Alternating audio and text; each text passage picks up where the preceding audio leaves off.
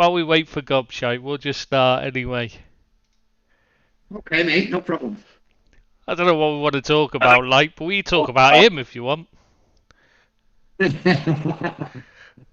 How long have we got? Well, he said he was here going to be here 5 minutes ago, so probably about an hour.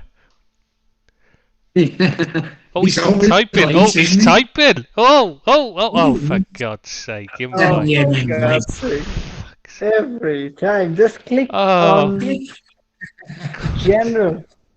Surely there's something called general. You know how to do it yet. Oh, give up. I just give up with him, I tell you. Even Billy figured it out. Hey, you! It's not difficult, like.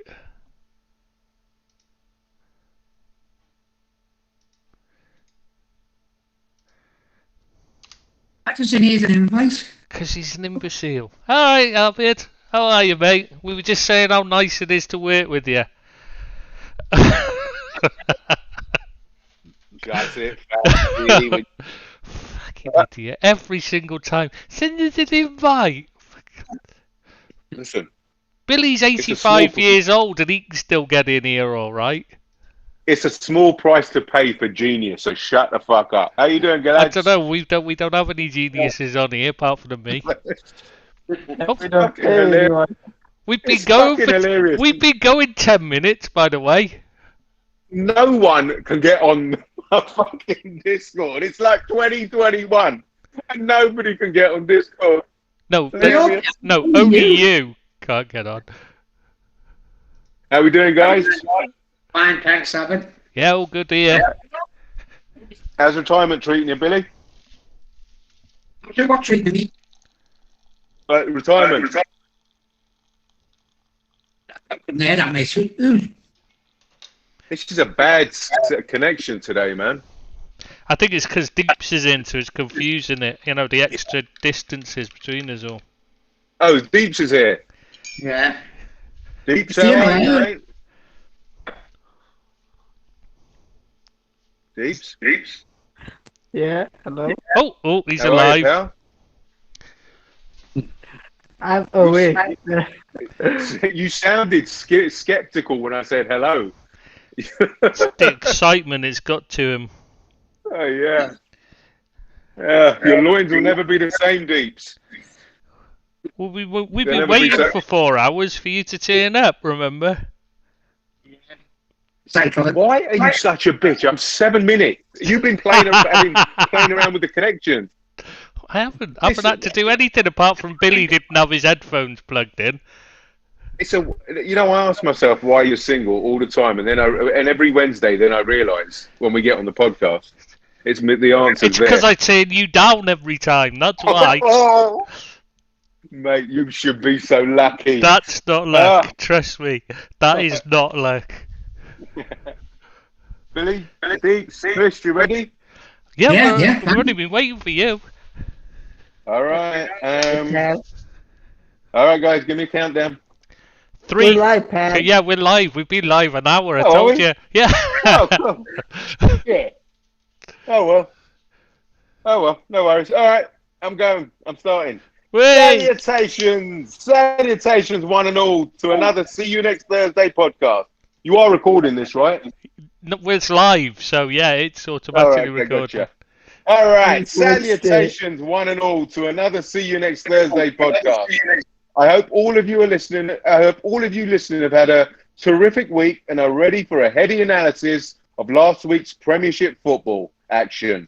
You have been warned, things all are about to get giddy. Without further ado, let me introduce our footballing pundits on our panel. We've scoured the globe, left no stone unturned for the pinnacle in soccer intelligence, and for a change, we've mustered up Ed 001 and Ed 025. One never does go out, and the other one, Mrs. never lets him out. Oh, Which and one's we have which? Deeps. Yeah. And we have Deeps, 077. Welcome, Deeps.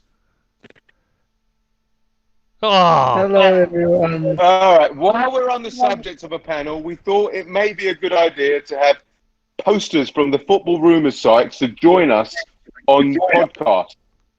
So, if you're interested in joining us on a podcast and doing a pod with us, please message us via the site, the footballrumours.co.uk site, and we'll do our best to make a dream come true.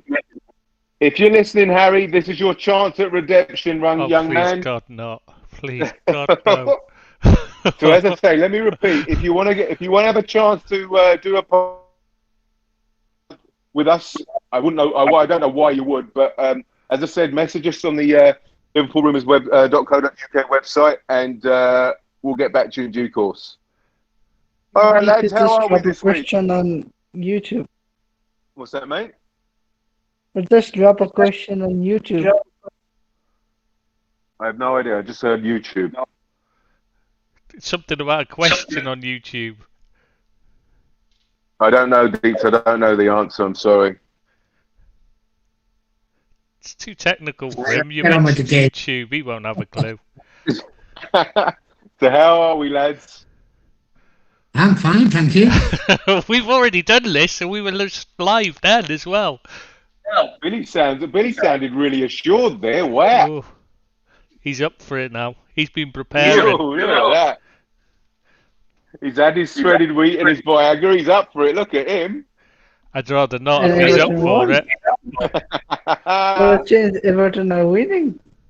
What? Everton are winning. Didn't even know they were They're playing. always- Oh, You leave the you leave the banter to us, Deep. Yeah. Is that what that was? Oh no! Oh Christ! Oh God! This is gonna be fun. Okay, ladies, are we ready to rock and roll? Yeah. Let's Yeah. get on with the show. All right, so guys, I was travelling last weekend and didn't get to watch any games apart from Liverpool beat Burnley. So you guys are going to have to carry the mantle this week and take the lead on the match reviews. So, Right. all right, guys, let's go through the Premiership games of last week and the action. Shall we start with the aforementioned Liverpool v Burnley, which the Reds ran out 2-0 winners? Yeah. Pretty Yep. easy game as far as I could see. Yeah. For Yeah. Liverpool. Very What's nice. that, buddy? It's a pretty easy game for Liverpool, I would say. Oh, I thought you were talking Yeah, about Abid being easy then. Well, clearly the match had a lot of needle. I don't think there's no love lost between Dyche and Klopp. Clearly, Lot of respect. Lot of respect there. you think so? Yeah. Oh yeah, they Go on, always, elaborate. they like each other off the pitch. You know what I mean? They want to beat each other, but they've got they got a lot of time. You got to remember, Dice is a Liverpool fan. That I didn't know. Ah, That's very see? interesting. No, that I didn't know. Yeah, Every day's a school day. so he's desperate to win, but at Yeah. the same time, he also still, respects Klopp because of what he's done. So What? I know that Klopp was annoyed with some of the rough stuff Burnley were dishing up, but let's talk about the game. Tristan, you want to take that away, mate? Give us your summary of the game. to be honest, it was one of Of what those games that was very routine, wasn't it? I mean, they tried to rough Liverpool up, and it just didn't work. They tried to hammer Harvey Elliott, and it was a great game for him because it showed that he can take. Let's face it, Burnley are probably the hardest team as in physicalness that he's going to face in the Premier League, and he took everything they dished out to him and just kept going. Didn't bother him in the slightest. He wasn't phased at all. And that was once that didn't work, I don't think they had anything else.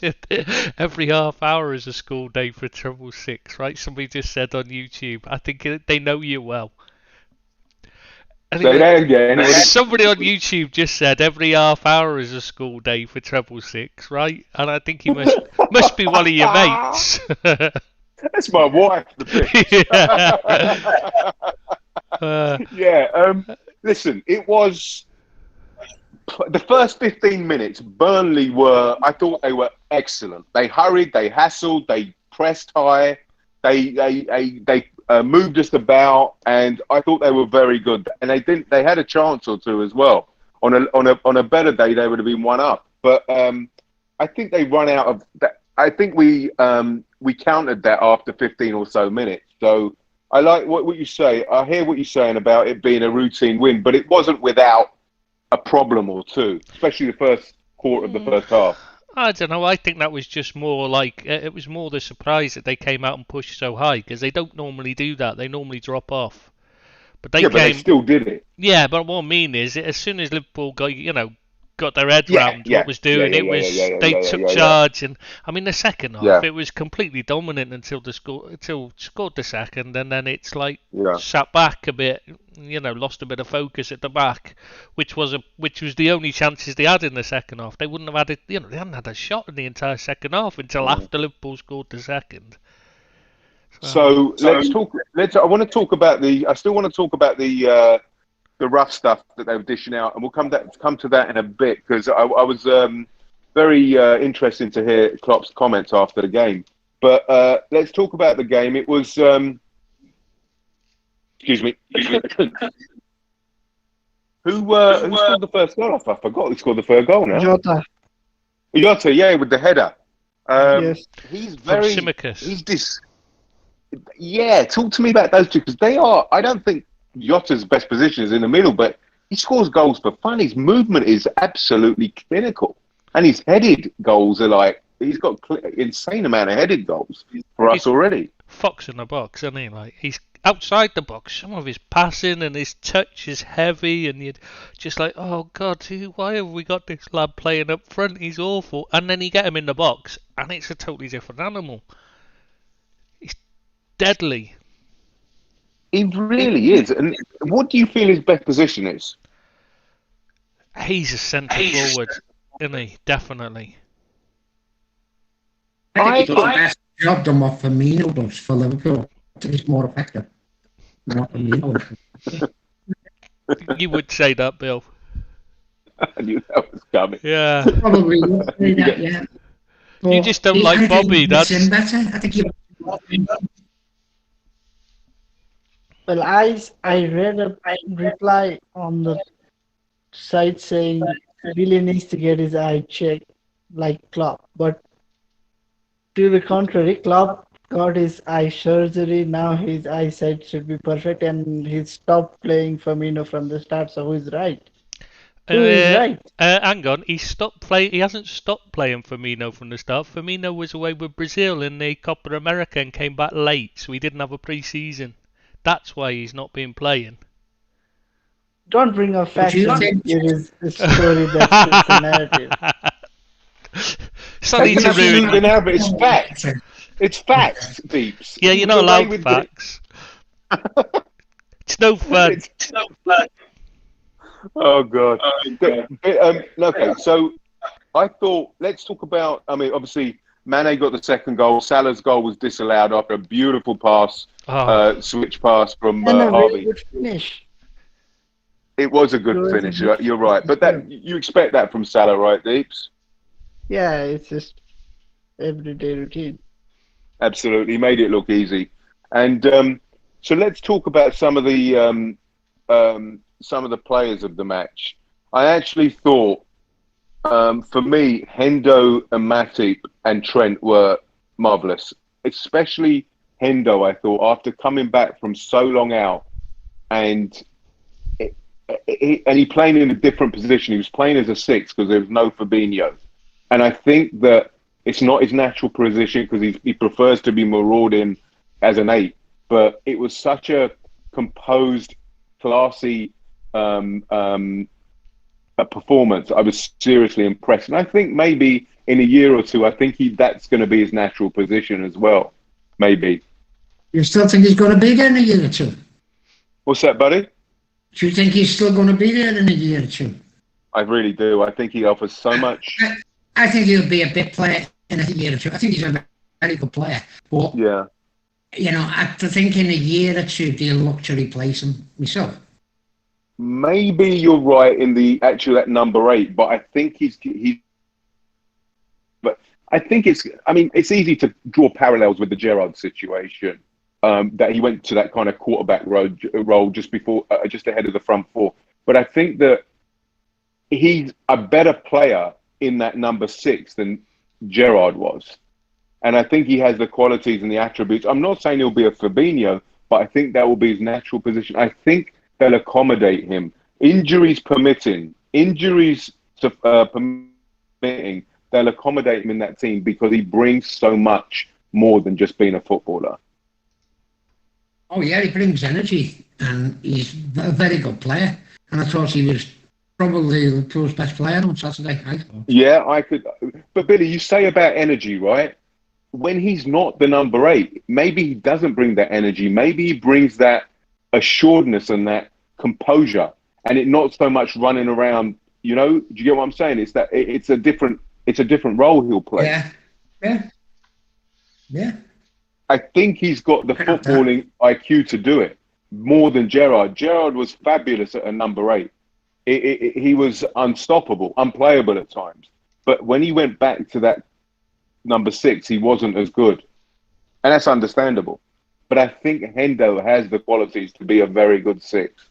Maybe not a different 6 to Fabinho, but a 6 nonetheless, a very good 6 nonetheless. Right. I just say, go to Trent now. I thought Trent had a very good game. I thought he started a bit shaky, but I thought he had a fantastic game in the end. He just outlined how.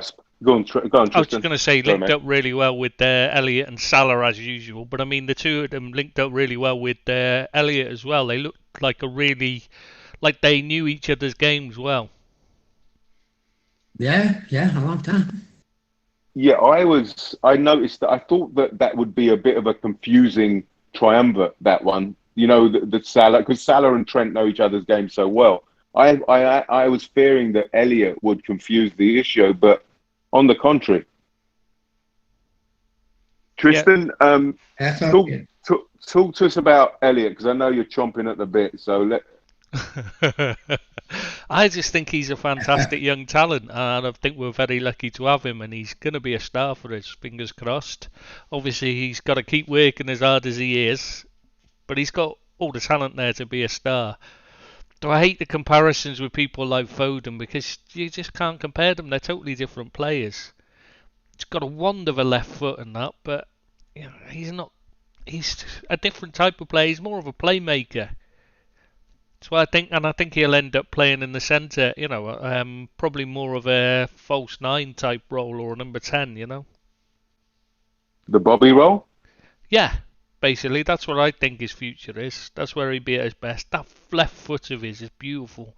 And he can beat players on the dribble as well, make space and time for himself. And he's clever. Yeah. That's what I see him ending. So you just mean he's a young Bruno Fernandes? No, he's a good player. That's the difference. And better looking. And he can't dive as well. He's just not got the hang of that yet. Oh, wait a few years. Salah will teach him. Oh. So the wonderment of this of Elliott is the fact that we don't know his best position yet. So we just want to revel in that. Him finding where his best position is, it's just it's a joy to see. Let's go back to Klopp's comments about Burnley's tactics and the way they roughed up and Liverpool players. He said something the likes of, "It's more akin to wrestling than football, and it's gone back 10, 15 years. We've regressed 10, 15 years." Now, I've got to say, I love Klopp to bits, but I feel as if the last 2 weekends, and again, I didn't watch all the games on the second weekend, but what I did see of both weekends, I thought it was incredible. I thought it was a joy to behold. We're getting our game back again. And I don't necessarily agree with Klopp's comments there. Nor did I. Not at all. I thought he was very clever, what he was doing. What he'd done was he set the bar now, and by the comments he made, what he'd done is when they do come up against, say, Lukaku, and he can be a bully at times, Lukaku. If he starts bullying the likes of VVD and Matip, not that it's going to be easy for him, but if Liverpool did lose, Klopp has then got the out of saying, I told you even when we won that the game's going backwards in bullying, and I thought that was clever by him. Do you know what I mean? I do. I don't think it was psychological, Billy. Do you think it was? You obviously think it was psychological to. Yeah, so there's he's a get out playing of jail mind games. card. Yeah, he's playing mind games to get in referees heads before it's I don't think it's. started. I think you're sort of right. It was one, but it's more about the fact that it wasn't so much that Burnley got. I think it was more the it wasn't about the future game, as in that. It's about Burnley didn't pick up a single yellow card, and those challenges on Harvey Elliott. I mean, there must have been at least one of them that deserved a yellow card, because they weren't trying to get the ball at all when they were kicking him. And that's what I think he was on about. The way this season started, the refereeing standard. Oh, been excellent. The way it's been when we started, it seemed to be like a lot more go. Yeah, they've been instructed to. They did last year. Yeah, they've been instructed to. So all these little petty niggles and that we've had, the shoulder charge, they're not being given. Yeah, but I haven't got a problem with that. Nor have I, but I think it was more about the way they were, the late challenges on Elliott, etc. I think he was just looking for protection for people like him. I think that was the problem. But Billy, Solskjaer said the same thing the following day. That he echoed Klopp's comment. Yeah, I didn't see what he was on about at all, to be honest. Deeps should come on this one. Come on, Deeps, explain this one to us. Was it just because they didn't win? I guess so. Absolutely. Do you think so? Seriously? Yeah, because he can't come out and criticize Maguire because he doesn't have the balls to. That's what managers of so-called top clubs do, try and deflect the attention to something else. Right. Okay. Yeah, because it didn't seem like, because I watched that game and I didn't see anything particularly. Well, there wasn't even any rough stuff really, was there? I didn't see a challenge that I thought it should have been a yellow. Yeah. Sure shot. Yeah, I honestly couldn't see why Ole came out at all. I couldn't even There make is a reason why Ole came out, because Bruno was pushed off the ball before Southampton scored. So that what he was moaning about. I saw that. Yeah, I didn't think that was a. I think that is why he was complaining. So what is the new directive? To let play flow and not blow up for little things. And also for VAR to stay out unless physical. Yeah, and keep VAR out unless it's definite. It's indefinite. It matters. You know what I mean? So we're automatically going to see the standard of refereeing improve because they're not being micromanaged by VAR and directives. Yep. So I think you're right. Yeah. So I think referees prefer to referee like this because for various reasons. So it seems it's really joyous that we've got our game back. I mean, it's the Has there been a game where you've thought after watching it, Jesus, the referee had a bad game? Normally, every week we were saying that last year. Every game we were saying, God, they were awful. This year already, we've seen nothing but good performances from the referees. It's a joy. Yeah, exactly. Yeah. Okay, let's. So we are not in agreement with Klopp and Solskjaer about what they said about his match comments, right? Okay. No.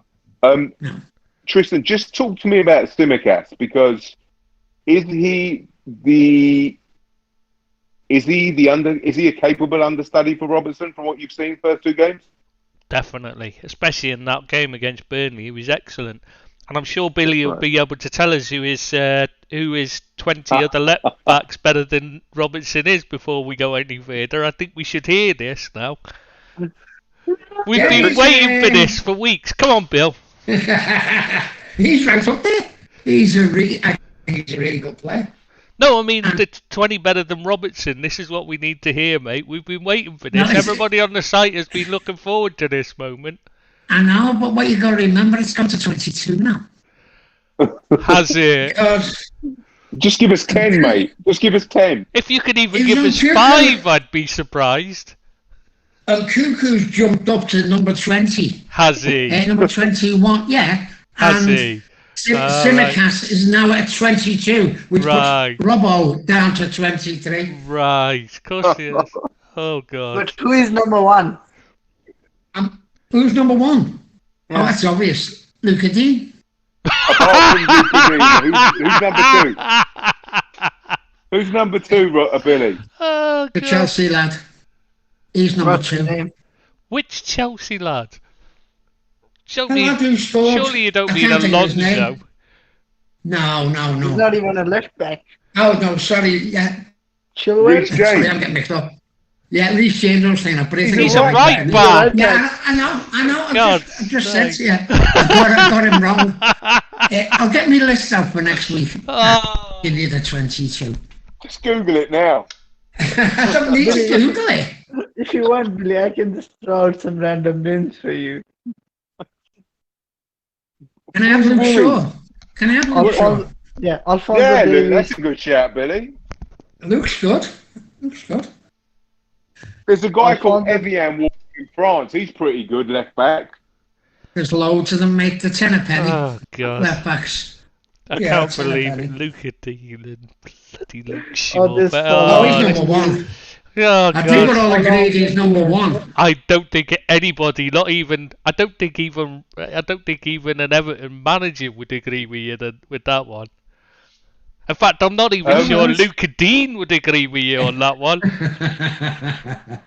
Okay, just quickly to finish Liverpool off, because go on, mate. I was just going to say, hasn't Robertson got like more assists already didn't he get more assists in the last season than Luke Shaw's got in his entire career?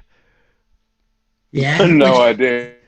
But he's still about 10 behind Luca Robbo Dean. just signed a new contract. Yeah, of course he is. 10 behind Luke, yeah. Who bet you, Deeps, who bet Billy on the site? Oh, yeah, that's true. He's I bet. don't remember. Huh? I don't remember his name. You don't remember the poster that bet Billy on the site? Okay. Yeah, we got our bets. So who was it, Bill? Who did you bet with?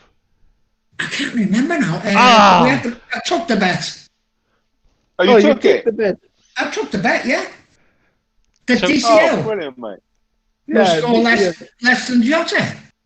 No, So, one minute. What was the bet? The DCL will score more goals than Jota. That was the bet. That's a great bet, Billy. That's 50-50. Is it just in the league or all competition? That is what I'm wondering. Well, I asked him that and he never got back to me. Well, I don't care. He only played Jota. Although I like him, he's only going to play half the season in games. The bet was by Mulby's lost goal. That's right, yeah. It was Mowbray's, yeah. Fair play, Deeps, for remembering that. He's looked it up. He's looked it up. Let's be honest. Oh, right. Yeah, Well, it's a contract, Billy. It's on the air and everything. There's like Absolutely. There's at least 4 or 5 people that are witness to it. 4. Well, yeah, you're right. 4. 4 concurrent Yeah. viewers. Woof. I think we've got a very good chance of DCL scoring more than Jota. Unless he gets an ACL. Like the DCL gets an ACL, yeah, that's a good point. All right, guys, just to finish. Oh, you're welcome. I'm available for weddings as well. Now, listen, let's finish Liverpool Do bar off. mitzvahs. Yeah. So we play Liverpool-Chelsea this Saturday. Mm-hmm. Is Lukaku, like the media are making him out to be, unplayable? No. He was on Saturday. He was on the weekend. No, he's not unplayable, but he's a lot better than what Yeah. you are me remember him from his time at Manchester United. And I told this last season as well. He's improved a lot Oh, under hell of a Conte lot. in Serie A. Well, Yeah, very much. he's lost a ton of weight because he's eating shiitake, You know why? Because shiitake because the mushrooms. guys at Manchester United couldn't figure out that he had some digestive issues, some Yeah, allergies or whatever it is. Same thing happened with Evra as well. Somebody needs to check that department at Manchester United. yeah. Oh, I don't know. I think they're Well, doing a good job there, actually, Deeps. well, especially on Luke Shaw. Yeah. Yeah. Oh, yeah. They're keeping him fed. Or He's Maguire. apparently he eats shiitake noodles and black rice all the time. So that's the cause of the weight loss because it's no carbs. And he's leaned out, and obviously he's a better player for it, and obviously Conte's tutelage. But Yeah. but the fear is that he's going to go against Virgil, who's only 2 games in from having I don't know 200 and something days off. Yeah, So yeah. that's going to be the mismatch. But then you can't just bring in Gomez or Konate on a game of that magnitude, can you? Surely. No, He's not I gonna don't play think so. against Virgil van Dijk anyways. He's gonna play against his partner. Yeah, That's it. he'll go on Matip all the time because Matip's slower and less strong. So And Do more you prone to mistakes as well. yeah, is there a case? Is there a case for dropping Virgil and bringing No, in somebody fresher and no, newer? And no, I no, wouldn't think none. so. none in the all right. slightest. So I think we spoke about this, Tristan. I would go. I think he's going to go safe. I think he's going to go the tried and tested 11 with the usual back four. I think Robbo will come in for Simicast. Do you agree, lads, or not on that shout? I don't think he should. I think he might do, but I don't think he should. I'm a great believer. If you get your chance and you take that chance, it's up to the manager to give you that opportunity that you've earned, and then it's So up to Robbo then to force his way in. You don't need to explain anything else. Just tell us why do you hate Robertson so much? I have actually advocated that he should be Liverpool's next captain. I think he should be captain of Liverpool. He gives so much to the side. Yeah. And I think he's a very good player. And I think he's captain material. I really Do you know? do. Does he wear the number 23, Billy, on his shirt? No, he should do. That was Robbie Fowler's old shirt, that 23. Yeah, Michael, 23 on his shirt. But you guys, Tristan, Deeps, do you agree that Robbo should come in for this game, or is it he's not No. match fit enough? Well, I'd just stick with I would Simicast give because it he's to earned it. Tsimikas, yeah. Yeah. He's earned it, and Robo is just back from injury. You can't drop Yeah. him after the It's not way he like he was- played against Burnley, can you? I don't think so, Tristan. I think he will. I think Robbo will come in, and I think it'll be a Fab, Hendo, Thiago midfield, and the usual suspects up front. And I think he'll go with Bobby instead of Jota. I think he'll go really safe. I don't know. I think he might surprise you there. I think he'll go safe in midfield, but I think Jota will stay in rather than Bobby because again, he's earned it. Yeah, Jota Yeah, had to play. How can you drop someone who scored the opening goal for you in the last game? And he scored in the first Quite game. easily. Yeah, he scored in both games. He scored in both games. You can't drop him. Well, we'll It'd all be harsh. all will be revealed at the weekend. All right, guys, we're on the subject of Chelsea, the immovable object, I suppose, and the irresistible force. I think everybody's like, I mean, if they get Saul and they get Kunde, they really are going to be irrepressible, right? We're going to be a lot stronger, I think. If they need to be stronger, they're a very good outfit, Chelsea. And it showed at the weekend. They just had far too much for Arsenal. And Fantastic segue. Yes, Billy, well done, mate. Appreciate that. That was our next. That was a segue to Arsenal v Chelsea, which Chelsea won 2-0 away. Take it away, Billy. I thought they were excellent. I did think that they took the foot off the gas second half. But Arsenal never put up much resistance, so I don't suppose you can blame them.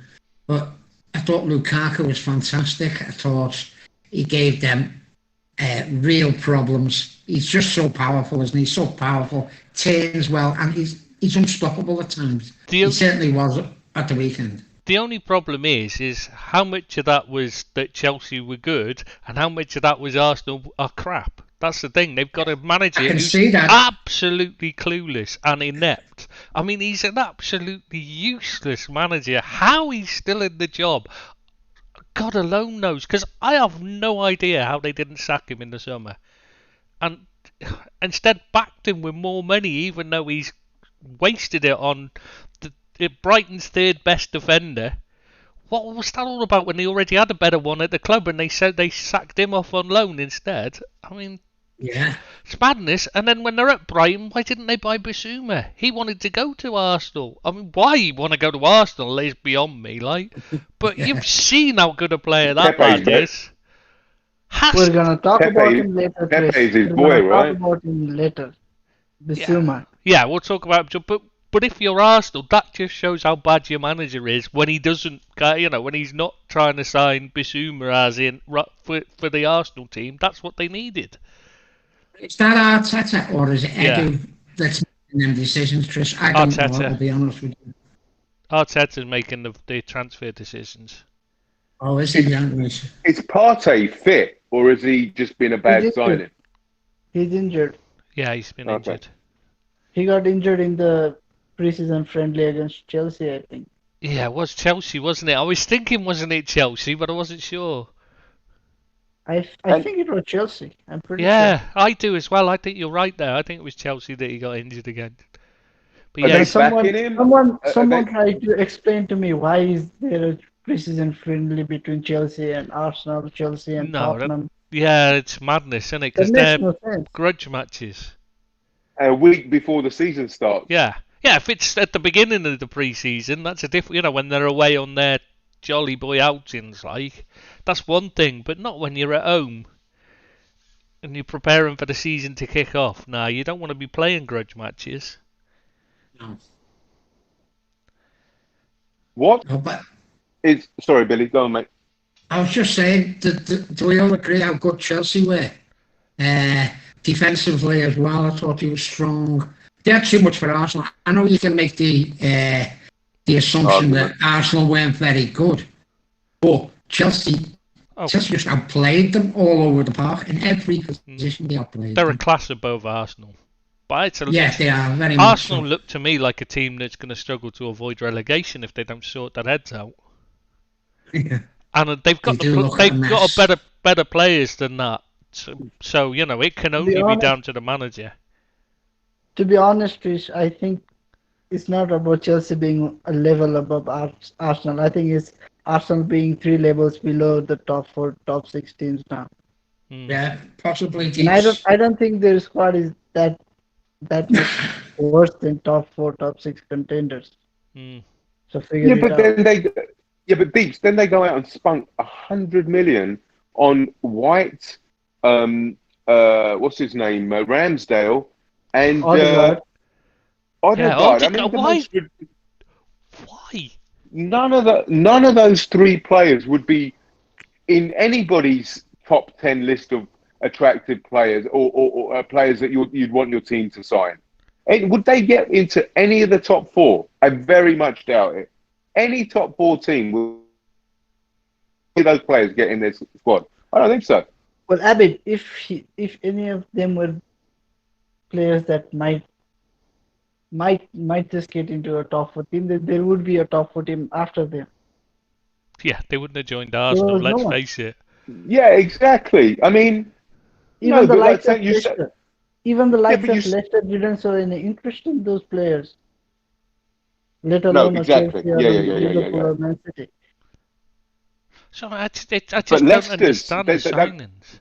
I mean, Ramsdale, he's gone down 3 times in the last 4 years, hasn't he? He's been relegated. The team he's been playing for, is it Chesterfield? Was his first one, and a couple of years later he joined Bournemouth. They went down, and then he's at Sheffield United. They go down, and now he's joined Arsenal. So it could be a What's after hat? Is there a quad trick? No, there isn't, is there? Well, he's already got the hat trick, so now he's after No, but Arsenal. what? Premier No, League he hat can trick. make it a hat-trick. Premier He League Yeah, can hat but make trick. it a hat-trick now, yeah. Yeah. Like back-to-back 3 seasons. They spend all that money. They go into the French league, throw a bundle of cash at players there. They'll get much better quality for a lower price. Didn't they get And maybe Lakonga they- for whatever his name is from there, the midfielder? No, he Yeah, came from but Anderlecht, he didn't came he? from, Belgium. Oh, was it Belgium? Sorry, Yeah, Anderlecht. Yeah. Yeah. couldn't remember. I knew it was. And he looks like a player. So He is, yeah. I don't know why they. Listen, I understand buying British because the HG and you want a British core. That's understandable. But when you're buying dross, obviously Odegaard came from Real Madrid, but sure. Ramsdale and why? I just don't get 50 million. Like you say, there's a better player they sent out on loan as a defender. And 50 they've already million got on Ben White. Holding, who's at least as good as him. I don't understand the need to buy him. It just didn't make any sense. It's not that White's a particularly bad player, but he wasn't even the best defender at Brighton. Webster was Is Webster a class better than him? above Webster, him. Oh, yeah, class yeah. above him. Yeah. And why would you go for White if you're going to pay money out for a Brighton defender? You go for Webster, surely. It's just a beggar's belief to me. Even Dunk Yeah. before him. But and then Odegaard, they had him last season. He was awful. Why would you bring him back again and spend money on him? I just don't see. I mean, they've already got ESR. Smith Rowe's better than him. Why would you bring in Odegaard to just get in his way, basically? I know you don't agree with this, guys, but I would have bought Coutinho on a $10 million loan for 1 season. He'd have been better than Odegaard. And just keep your money warm. Him. But they didn't need a player like that. That's my point. It's just a waste of money. They'd already got Smith Rowe and Saka and players like that who can play there. Pepe even. It's not what they need. They sold that Willock who could have played there. Yeah. It's just bad management. Do you think, guys, he's going to last the season? You going to think he's going to last the season at Twitter? No. I don't think so. No, I agree. Now, here's the question. Do you think Edu will last the season? Shouldn't Hopefully do. for Arsenal, no. No, I don't think so. He's made too many mistakes for me. I think he only works. Get two of them go. I'm surprised they didn't sign Coutinho because he only works with Keir after all, doesn't he? Edu, if he can. That's how you know when the signings aren't his.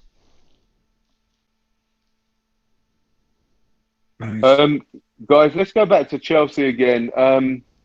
Any standouts for them, or we all believe that they're going to have a very, very strong season. They're going to be winners, or if you've got to beat them to win the title for sure. Yeah, I think the top 4 are so far ahead, and they're one of them, aren't they? Definitely. The top 4 is already sorted for me, but they look as though they've got a winning mentality now with Tuchel being there. Now, Billy, has Tuchel got the golden touch, or did he inherit an excellent squad? I think he's got the golden touch. I think they already had good players there, but I think Frank done himself no favours whatsoever when he was there. And I thought even though he bought a couple of good players, I think Tuchel is getting the best out of them players, what Frank couldn't do. Beats Tristan, same question to you guys. Bit of both. I'm same with Billy. I think it's a bit of both. He's a good manager, but he's not world class. It's because he falls out with people above him, and that's where his issue lies. Is that it's only a matter of time before he has a falling out. But at Chelsea, it doesn't matter because they change the manager every few seasons anyway, and they're used to that. So he won't be there long enough for it to matter. So it won't be a problem. But he'll win. Well, he's one of the things. I would say it's neither. He doesn't have a golden touch, and the squad wasn't exceptional or terrible.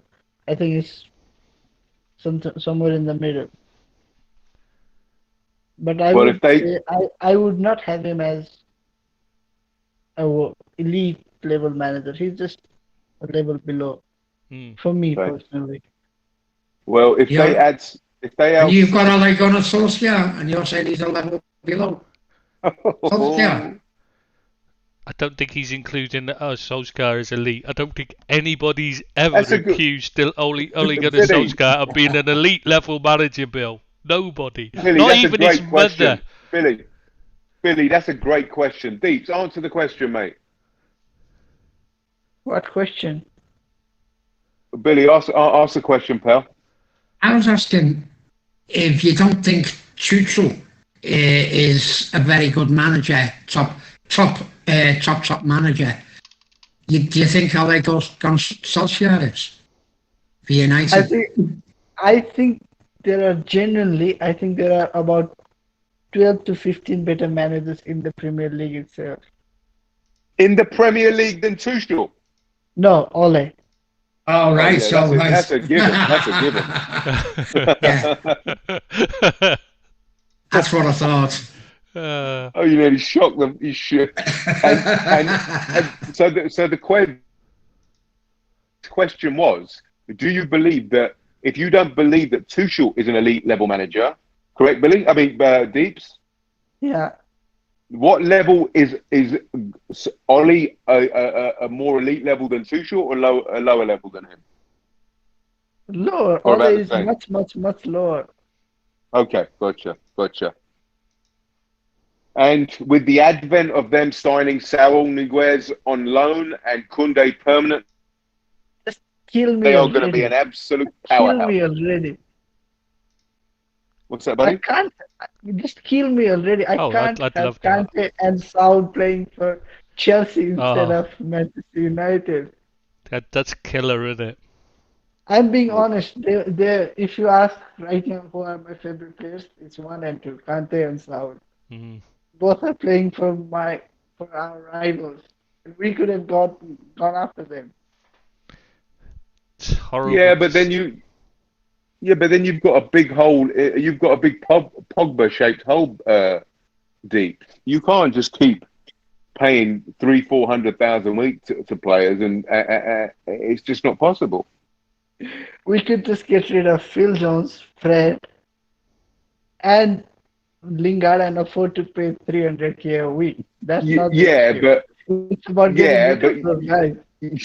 Yeah, but you want that's on the premise that somebody wants Fred Or Phil Jones. or Phil Jones, exactly.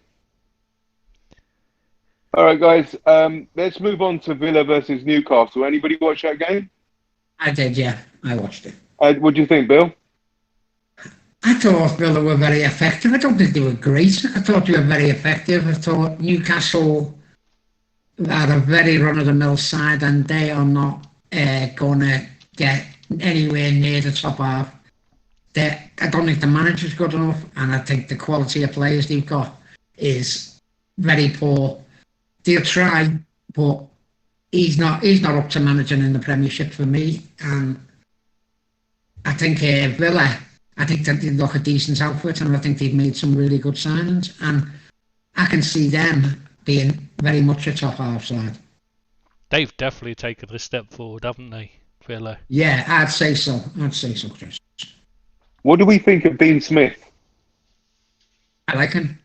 I think he's a good, hard-working manager. I think he's honest, and I think he's bought. He never got rid of Grealish. That's the wrong word, but he actually, the money that he's got from Grealish, I think he's invested it wisely, and I think they'll be a better team for not having Grealish. That's my personal opinion. I agree. How's than Ole. How's the Norwich guy, the Argentinian that signed from Bailey? How they? Buendia, that's the one, mate. Yeah, he's done okay. Yeah.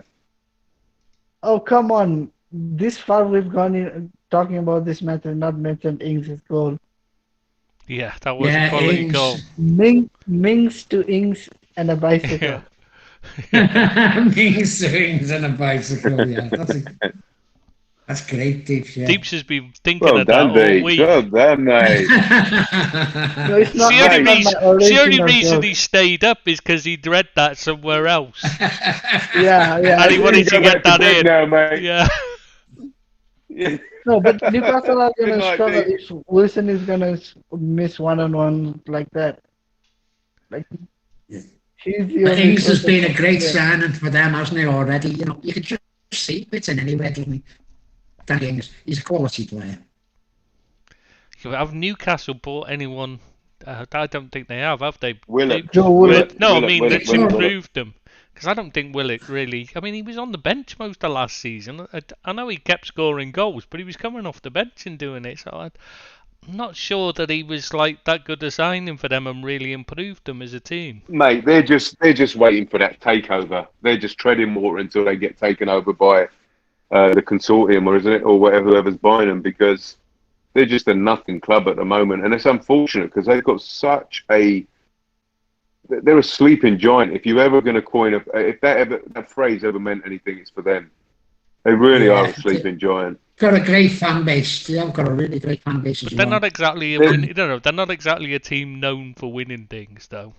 So No, they're not. No. No, but nor was Man City. And look at them; they've not Man done City too badly. had With won. So that's not true. Man City had won things in the past. They won a what, few in league titles. 1854. They won a few league titles in the 70s and that.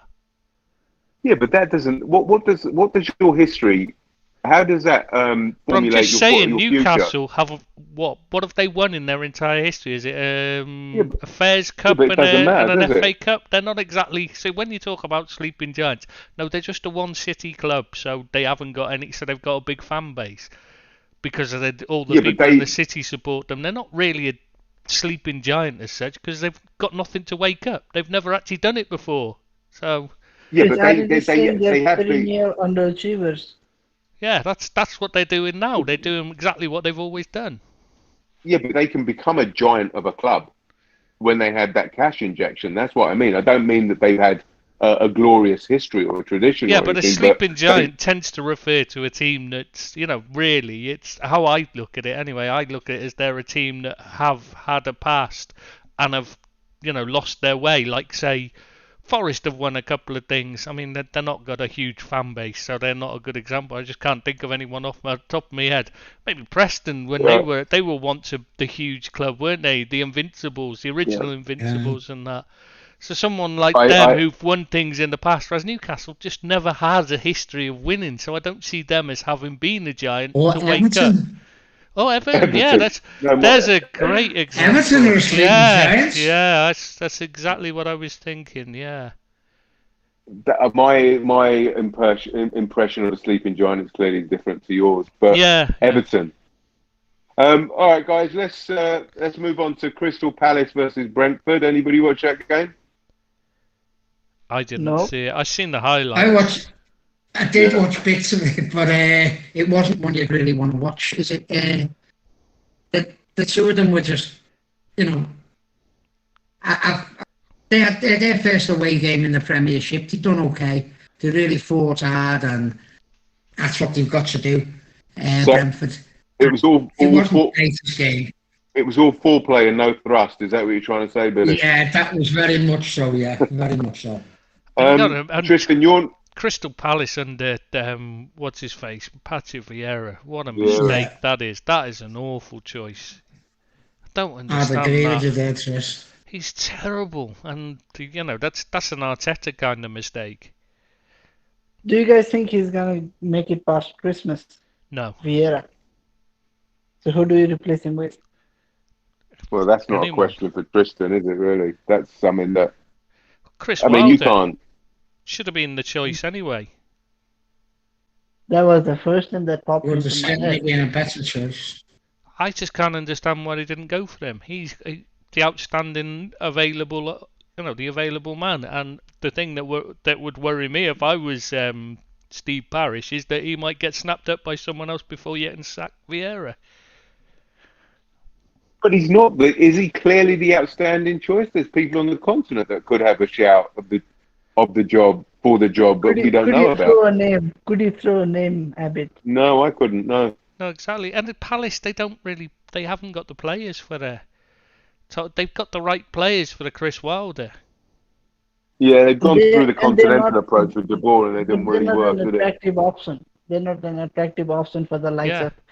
of Ernesto Valverde, Conte, Favre, etc. No. I'm talking about up and coming rather than established. Yeah, but even then, I mean, they're not really in it. They've got a decent youth system, but apart from that, Yeah. why would you want to go and take hold of Crystal Palace? They've not got a huge amount of cash to spend. they're not going to be, they're not a big fan base or anything. They're not very well, the fans aren't known as being particularly nice. So, they're not well respected or anything. They've got nothing, they've got nothing really attractive about them. Are they relegation fodder, guys? Yes. I think so, very much so. While Vieira's in charge, definitely 100%. But I don't think Okay. the squad is a relegation candidate squad per se. No, not Yeah, if they get rid of well, Vieira, they can rescue it. But with him in charge, that's going down. I'm just Okay, surprised they didn't go for Eddie Howe. Would you? No, I wouldn't. Compared to Vieira, he might have been a better choice, to be fair. Yeah, I'd say that.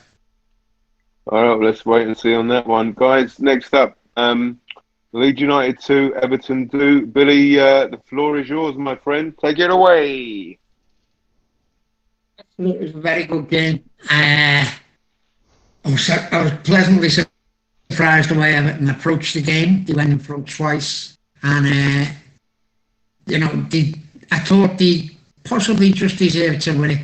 I know everyone's going to say Leeds had 70% possession. Possession means nothing if you don't do anything with it. But Everton, I was very pleasantly surprised the way Rafa started off for us. And long may it continue. Leeds were pretty average, to be fair. I don't think they're as good as they were last year. I don't know whether it's second season syndrome, but I think they are not going to be as much of a force this year as what they were last year. And I think they might need a couple more players. I know Bielsa likes a smaller squad to work with, but I think they need a couple of players.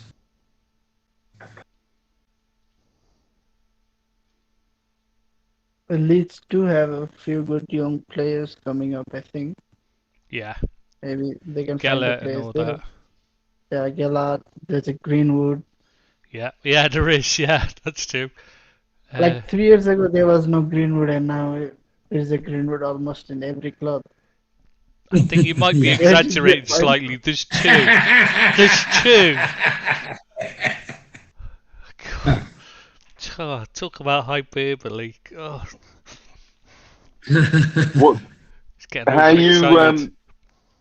How's your loving for Rafa going, Billy? It's still there. I can't fault him what he's done. He's brought new life to the club. He's made a couple of signings that you wouldn't have put in the Everton bracket, in Townsend and Gray. And they've come in and they've done a good job. The players don't have to cost 60 million. They don't have to cost 60 million, 70 million.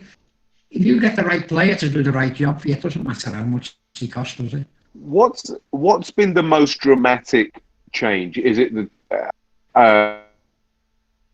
Rafa has brought? Is it the philosophy? Is it tactics? Is it formation? It's attitude. For me, it's attitude. The players seem to want to play. They were stuck in a rut with Ancelotti. Everyone says Ancelotti was this great manager. Everton were lucky to have him, and his football was dire. I'll be honest with you. His football was dire to watch. All sideways and backward passing, and the supporters were really frustrated with the way we played. Rafa, since he's come in, I know it's only been a few games, but they go forward with the ball. They play more attractive stuff. I didn't expect that from Benitez, to be honest with you. But he's got them playing that they want to go forward, and they want a big play attractive football. And long may that continue. That's all I can say. So it's not Oh, sorry. Yeah, go on, mate. I was just going to ask, as the fitness improved, because we all know Ancelotti's son wasn't the best at fitness training, was he? No, he certainly wasn't. But the fitness does seem to improve. The attitude seems to have improved. We look to be enjoying the game more, and supporters are enjoying it more. But he's been a breath of fresh air to now. Things can change, and things can change. But at the moment, I can't fault what Rafa's done. Deeps, did you watch the game, mate? Only bits and highlights. What do you think? I thought I was actually surprised to find out that this was the first time Benitez and Bielsa ever went head to head.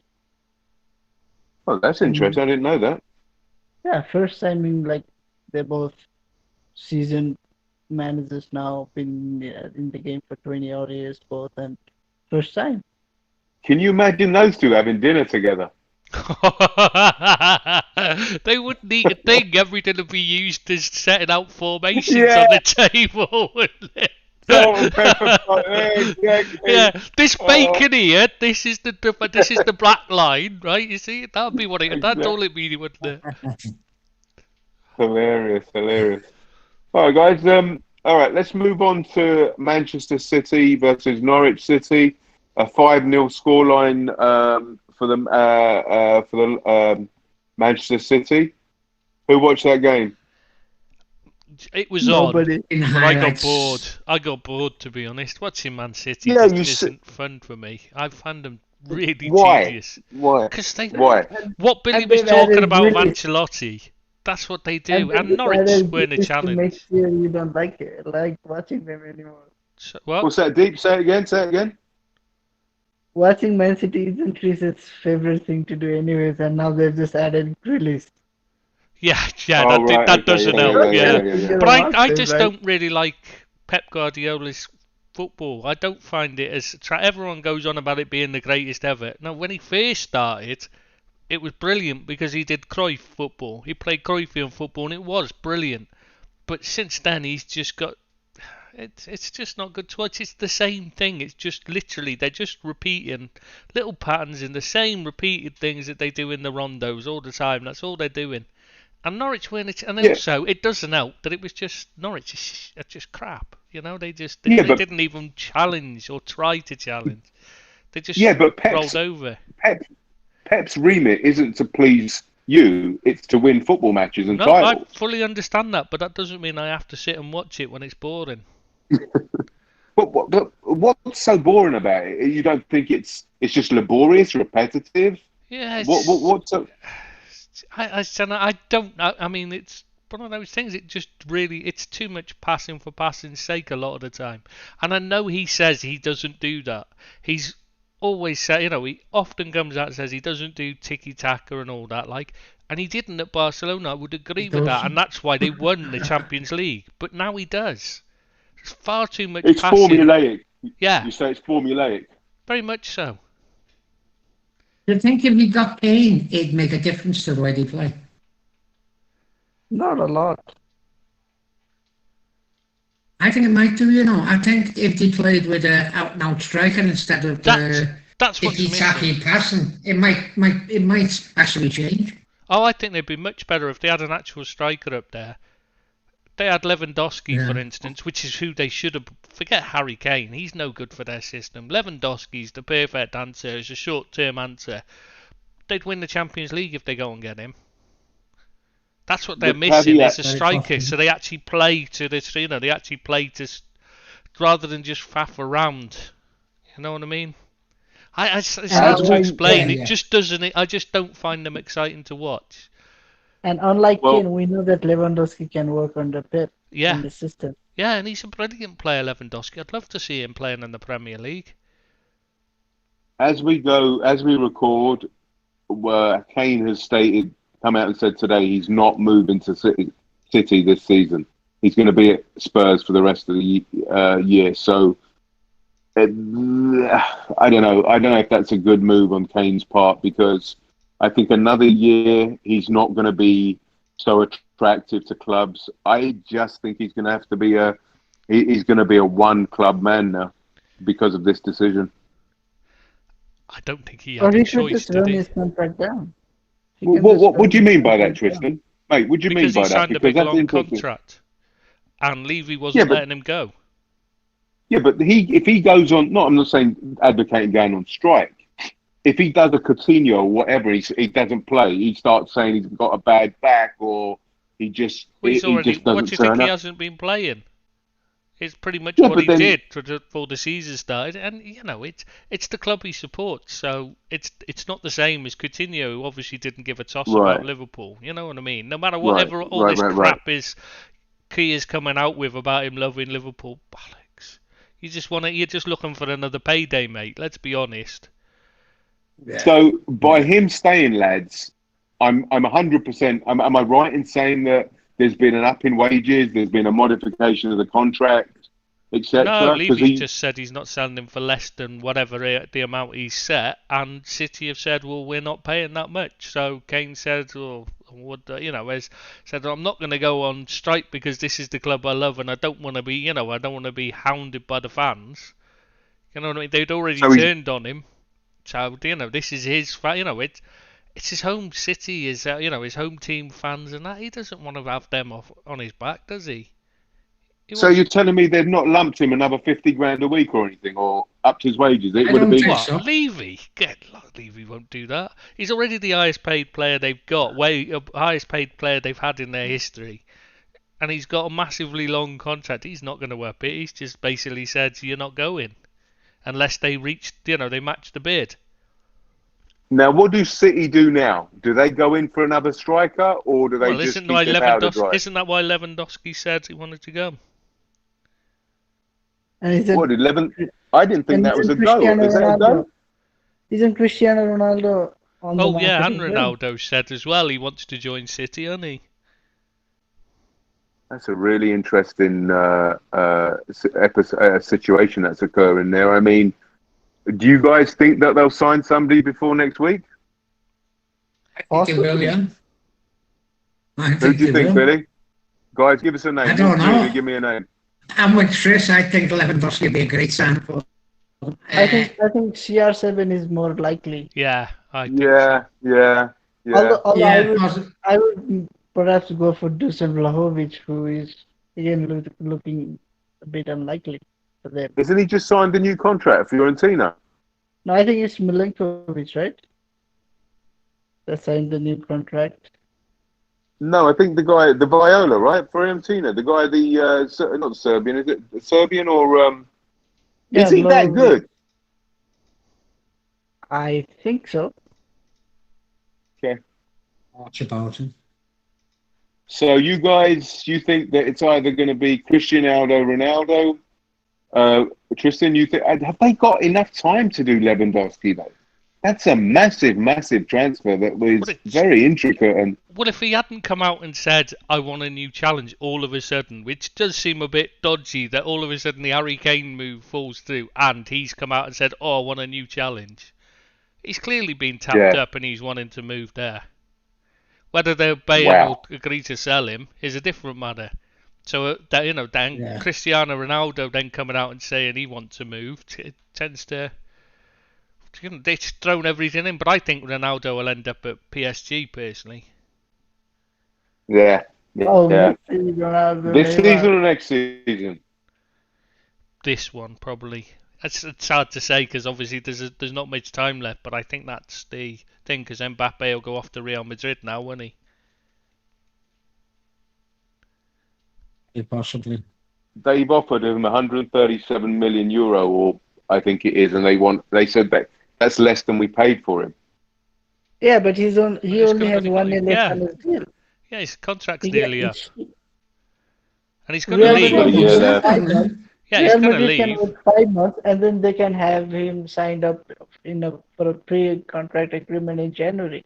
Yeah, because he's not going to sign. Surely PSG. PSG know that can be done because that is what they're essentially trying to do with Pogba. If you want really huge sum of money, we're rather going to wait 6 months. Exactly. PSG have offered him a 750,000 euro a week contract for 5 years, and he's saying no. Is it? 750,000 a week. Is he saying no outright, or is he saying he wants a get-out clause if Real Madrid come in? I believe that's they're dangling that carrot for him to sign the contract now. So Real Madrid have no chance of signing him. So he's saying no to that. Yeah, but Real Madrid will pay that, no problem. Just the same. They're Wow. already paying figures close to that to the likes of Bale and Hazard. Yeah, so that's not a worry for them. They have no issue paying that. Got to remember, in And Spain, the reported wages are always reported post-tax. So if you hear 300,000 like for Saul, that's after-tax wages. Yeah, but still, that's still $500,000 a week. Yeah, no, what I'm saying is they're already reporting. So what he's being Yeah. offered in France is Yeah. pre-tax, so 750,000. When Right. you're looking at Atletico Madrid, who are the third highest payer in Spain, already paying a player Right. over £600,000 a week, basically, €600,000 a week. Why do you think Real Madrid or Real Madrid in particular, because obviously that's where Mbappe wants to go? Why would you think they'd struggle to pay 750,000? They'll match that, no problem. And there's a pandemic apparently on. Yeah, but Crazy. this is still, yeah. They just don't care. And you got to remember, if they sign Mbappe, how many shirts, etc., the merchandising alone would cover his wages. I just wish, right, these clubs, these super club, right, would just say, you know what, we give players stupid money every week. You know what we're going to do? We're going to build a hospital and a school for the community or the region or whatever. Do you know, give back a little bit. Fucking crazy to pay somebody $700,000 a week. It's disgusting. It is. I agree, yeah. If they built a Real Madrid hospital or a PSG school or something, you know what? I could invest in that ideologically. I could invest in that. You know what I mean? But this is just ridiculous, man. Absolutely insane. All right, guys, let's move on to. So we think that Man City will sign somebody, and I do, yeah. all right. All right, guys, let's get on to Brighton and Watford. I know Brighton won 2-0, guys, and I think Deeps, you wanted to talk about and eulogise about Basuma, correct? Take it away, mate. Yeah, I thought he was really, really exceptional in that game. I was flipping through two games. I was watching Adi Hooter's team get spanked, and I was watching Basuma boss the game. You were watching Hooters. He likes Hooters, yeah. Fair enough, mate. So do I. No judgment there, mate. Go on. No, I was watching that game and thinking, surely you watch Fred play and then you watch Basuma play. You can see there's levels to this game. Yeah. Fred is meant to be doing what Basuma does in his sleep. Why haven't United gone in for him? Because we're clueless. Yeah, true. Same as Arsenal then, I suppose, really, the answer. Fair points. The media think he's only a £25 million player. I don't understand how they get that figure. He's superb player. Now, what's his best position? B2B? He's a Kante type player. Give him free roll in midfield and you just let him do what he wants. You took the words out of my mouth, Chris. He's Kante light. Younger as well. He's better in some respects because he's better on the ball, but he's not as good at breaking up play as Kante. So, so he's not far off. I would say Basuma is more rounded than Kante, but Kante is an exceptional player. Oh, something special, isn't he? Is Basuma on the cusp of world class? Has he got that kind of potential? Oh, yeah. I think with better players around him, he certainly would be world class. I think we're all fans of Basuma here. I think he's an excellent player. I'm surprised that maybe none of the top four clubs, I know Liverpool would like him, but I'm surprised that Man United, even Man City to a certain degree, and even Chelsea wouldn't go in for him. He's that good a player, I think, that he could play in any of them sides. Mate, Liverpool can't. A year ago, we could have bought him then. Mate, Liverpool can't even afford you, Billy, let alone Basuma. If you can't get Basuma, they've got no chance of getting me. Mate. You don't know what I have to pay to get him on here, mate. Oh, God. The things you have to do. Oh, you don't. Just don't want to. Just don't make me relive it, please. You'll judge yourself soon enough, Tristan. I have nightmares about it. But yeah, I think you're right, Billy. I think we're all into the same conclusion that Basuma's going to be. I know that Brighton have they're very strong financially. They don't need the money. They've just sold White for 50 million, so I think they're in good financial standing. Do you think Brighton will sell Basuma, guys, this transfer window? Do you think he'll be here for the season? I don't know, for the season. Maybe someone is gonna come in January. Yeah. Maybe. Right. Yeah, I don't think he'll move I now. think it's very unlikely right now for him to leave with just 5 days left in the window.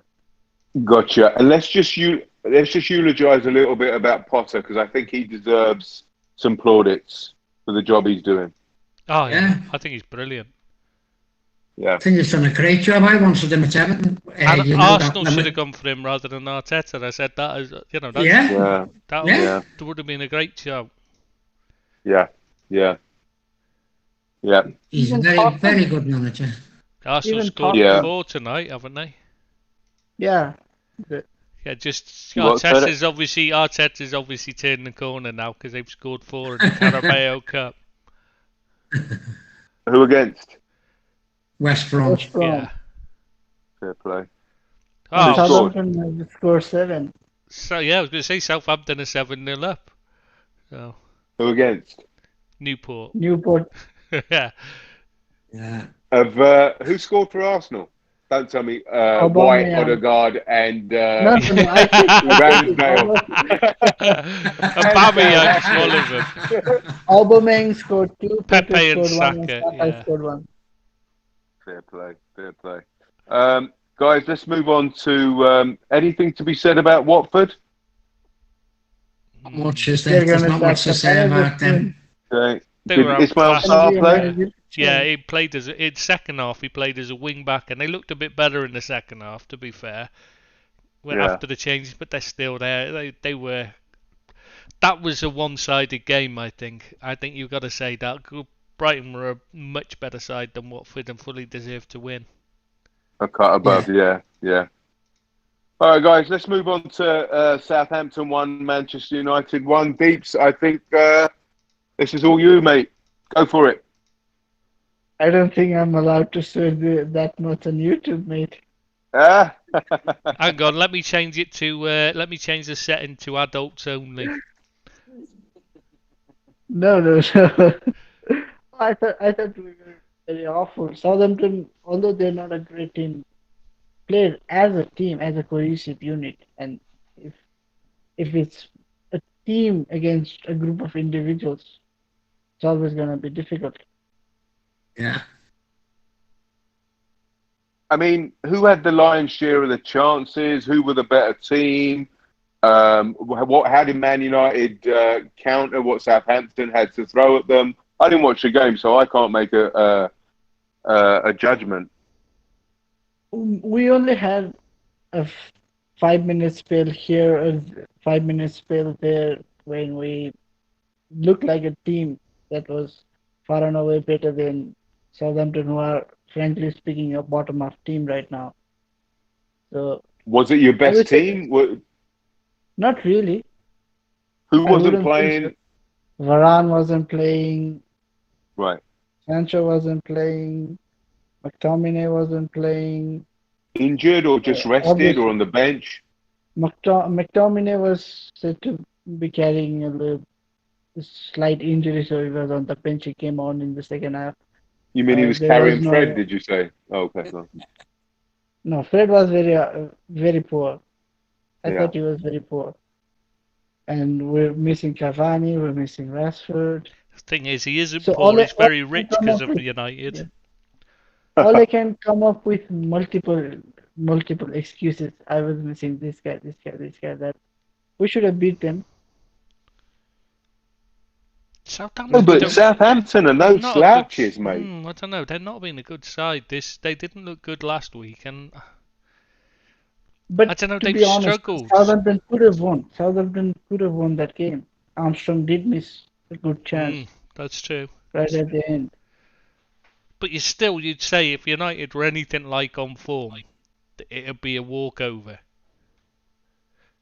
Oh, I'm sure on another day we would have just spanked them 3-0, 4-1, whatever. But it wasn't. Deeps, It wasn't even the that case. side you put out there should have been good enough to beat Oh, Southampton. I'm saying that. I'm saying that, Bill. I'm just saying all I can say. I was missing this, that, and that. Yeah. That doesn't matter Components aren't because there, Deeps. Deeps, the components aren't there. It's the second game of the season. There's fitness issues. There's injury issues. Abbott. It's the second game of the season for Southampton as well. It's not like Southampton have played 25 games and we're playing the second game. It's the Absolutely, same I hear game. you, mate. I hear you. But the thing is, we can't make I know that teams should be in unison and match ready from second one of the first game of the season. It doesn't work like that. You know, there's this. They have the summer. They've been going to tournaments. There's all sorts of things going on. But you know, judge them on. I think you can't judge somebody until 3, 4, 5 games into the season. Well, let me just say that After 2 seasons, I think it's fair enough to just how a team operates in general. It's not like in that particular game we had these sort of performance, these sort of issues. After 2 years, let me just say it, Deeps, right? Whether it's the first game of the season or third game. And another thing, we had a very poor start last season as well. Surely, if he's a man of the word is book, then he should be able to rectify it this term. And this away run is masking up a lot of problems. We're conceding first goals in a lot of games in these away matches. Billy, go for it, pal. You want to interject here, don't you? I'll say about United and getting off to a slow start. If you want to be in the top 4, you can't get off to a slow start. If you lose 2 or 3 games, you're not going to win the league. If you No, lose, but Man City were 9 points behind last season. They won the league at a canter. That was a special season, though. Last season. I know what you're saying. Different. But what I'm saying is, the teams that win the league, they only lose 3, maybe 4 games a season. And if you don't start off but Billy, in the correct way, you're not going to challenge. I agree to an extent, but Billy, if the anomalies are tournaments in the summer, there's a pandemic that people are being, there's COVID, obviously the COVID, there's isolation, all kind of stuff. You know, like Varane, ordinarily, he'd be in the starting lineup already, but he's not because of isolation issues, COVID and protocols, etc. So you've got to give a bit of give a bit of sway. Do you know what I mean? To grace to these teams. I know you're saying that, but Liverpool have had problems. Man City have had problems with it. Chelsea have had problems, but I know City lost the first game. I know that. So I'm not. It's not as though I'm contradicting myself here. But if you lose or get withdrawals early on, you're not going to be part of the top 4. I think that still, I agree with you to an extent, but I still think that the pandemic is going to play havoc with this season still. So I don't think this season and last season they're anomalies compared to other seasons. I would agree with you if it was any other season, but during a pandemic, I just think you can lose a few points and still up there challenging in May. It's not just about dropping points, it's about the way you play as well. Yeah. That is what I'm having a go at. Yeah, but are you finely tuned after 2 games? Nobody is, are they? And if you are, I wouldn't want to be that way because I'd want to be finely tuned at the end, not the beginning. Oh, Abid, but the issue is Manchester United didn't look like winning the game in the last 10 minutes. Southampton did. Yeah. And that's not a good sign when you come back from 1-0 down and then again you're holding on to a draw instead of trying for the win. Yeah, but we don't didn't try forget. and smash that door open. after But in the last 10 minutes. okay, mate, I hear you. But don't forget, you had your talisman Cavani out of the game. You had what's his name, Rashford, who's an exceptional player out of the game. You had a centre back that you bought for £42 million to plug a hole in a porous defence out of the game, and you had McTominay, who's arguably one of your best midfielders out of the game. So it's understandable that you didn't play so well. I wouldn't be so disheartened with it. You know, you've got players to come back, and you're going to be a real force. I don't think you're going to win much, but you're still going to be a real force. Well, let's hope so. But isn't that how they played all last season as well under Ole? And basically since he moved in. My issue is we always concede the first goal in away games, almost every game. It's not a good thing. It seems if you concede against a Liverpool at Anfield, yeah, fine, it's a big team, a difficult venue, but it's almost every game we concede the first goal. That is something you have to rectify as the manager. I think he's done that by purchasing the players. Varane is going to plug a hole. I don't know how effective it's going to be, but he's going to plug that hole. He's doing things to actually counteract what you're saying. I believe. You didn't anyway. watch Maguire play. Maguire was horrible in my view. He was horrible against Southampton. He looked 10 times slower than he usually does, and imagine how that must. Yes, mate. Yeah, I agree. And you've got to remember as well that it's not Maguire that's going to get dropped at the end of the day. Yeah, that is my point. That is my point. He's got, he's not fixed the holes because he's buying players to replace the wrong players. He's buying players to replace. He bought a winger to replace a forward line that's probably their strongest point. When the midfield's the problem. I like McTominay, but they've got Fred alongside him. I mean, he does a job, which is all right if you just for the occasional game, but you can't have him in every week. But Chris, even if you say you like McTominay, do you think he's at the same level as the guys at Liverpool, Man City, Chelsea, the teams that we are competing with? No. What I'm saying is he's okay as in like a squad player. He's okay to play, or he can play every week because you don't have to have 11 great players. That's what I mean by he's fine, but you've got Fred alongside him who's clearly not good enough for the Premier League. It's not just he's not good enough for Man United, he's not good enough for the Premier League. You can't get away with a player that bad every week. What's happened to Van der Beek? He can't get in the team. Nobody knows. Yeah. Nobody knows. I don't think even he knows what's happening with himself. That's a mystery to me because he's a decent player. And he came back with, like, everybody was applauding how he had transformed himself physically and everything, and then he doesn't get a look in. What's the point? And before people say he hasn't grabbed the chances, come on, 10 minutes here and 10 minutes there and 5 minutes there and 3-minute cameos. Bloody hell! People are going to take the chances. I remember last season he scored against Crystal Palace on his debut. He didn't start a Premier League game for another 5 games. The last time he started a Premier League game and ended the game was against Southampton last season. What's his natural game? He played less minutes in the Premier League than Virgil van Dijk, who was injured like September, October. He was injured right at the beginning of the season, and he still played more minutes than Van der Beek. Yeah, that is amazing. Baffling. Who have you got this week, Deeps? Wolves, I think. Wolves. Oh, that is a fantastic segue to Wolves versus Tottenham. Well done, Deeps. We couldn't have manufactured that even better if we tried. I think you could. Guys, let's move on to Wolves versus Tottenham. 1-0 to Tottenham away from home. Interesting. On the outside looking in, it looked like an interesting game. I didn't watch it, but there's a lot of situations we need to talk about here, especially with regards to transfers. So, how was the game?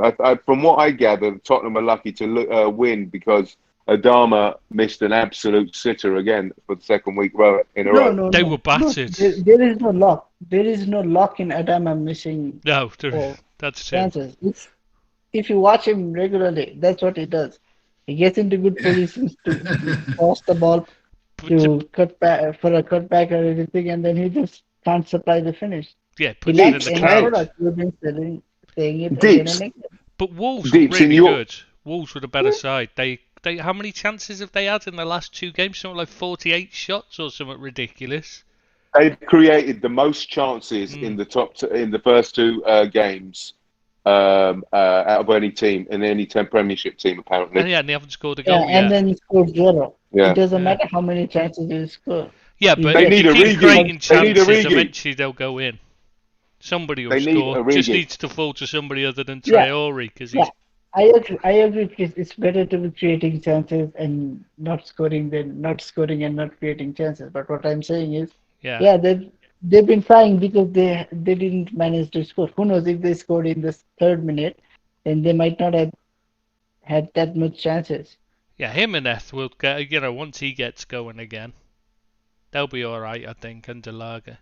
Or Large, or whatever his name is pronounced. No. Large. Large, is it? Oh, yeah, they're playing some good Oh, stuff don't in trust that. Abid. Don't trust Abid with clean sheets. Yeah, that's why I just went, yeah, is it? You know I think it's that's going to Lager. be wrong. I think it's Lager. Bruno Lager. Is that, are you Patronised by sure, or Deeps. have you just got alcohol on the brain? I don't drink, buddy. I'm So you getting- say. I'm getting patronised by Deeps. Where did it all go wrong? Yeah, that's when you know you've sunk to the bottom of the trench, don't you? I'm in the lowest rung of life's I'd give up Rung if of I life. was you. ladder. Oh my God. On living, I mean, breathing's just not for you, clearly. Yeah, no, exactly. Deeps, I want to ask you a question, mate. I want to ask you all a question, specifically about Adama. You guys say that he gets into all these fantastic positions, creates gilt-edged chances, and he fluffs them. Can you teach clinical finishing? My question is, if he goes to, say, a Spurs or a Liverpool, well, not Spurs because he was under Nuno, but if he goes to, say, Liverpool, can Klopp and Linders teach him how to finish? Or do you think that's his level now? He won't get any better? I don't think he's gonna get that much better anywhere he goes. There's a saying in Nepali that I will translate it in English for you guys. You can't wash a donkey to be a cow. Right. I hear you. And, I hear you. and I don't think he's gonna improve that much to become what he could have become when he was 21. So you can't teach composure, is that what you're saying? Not at 25, 26 to a guy who has never showed the ability to learn and adapt. Yeah, he's never shown any sign of being an intelligent player, has he? So I think he doesn't show any signs of really learning and adapting his game at any point. So I don't see it at all. No.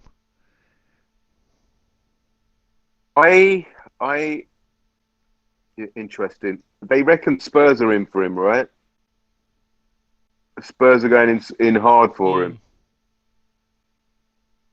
Good move? For Wolves, yeah. I don't know. To Um, be fair, Tottenham have got off to a really good start, haven't they? You know, they beat Indeed, Man yeah. City and at home and then go to Wolves and get a result. Yeah, but are they Which not a looking lot of good teams with are it? going to do.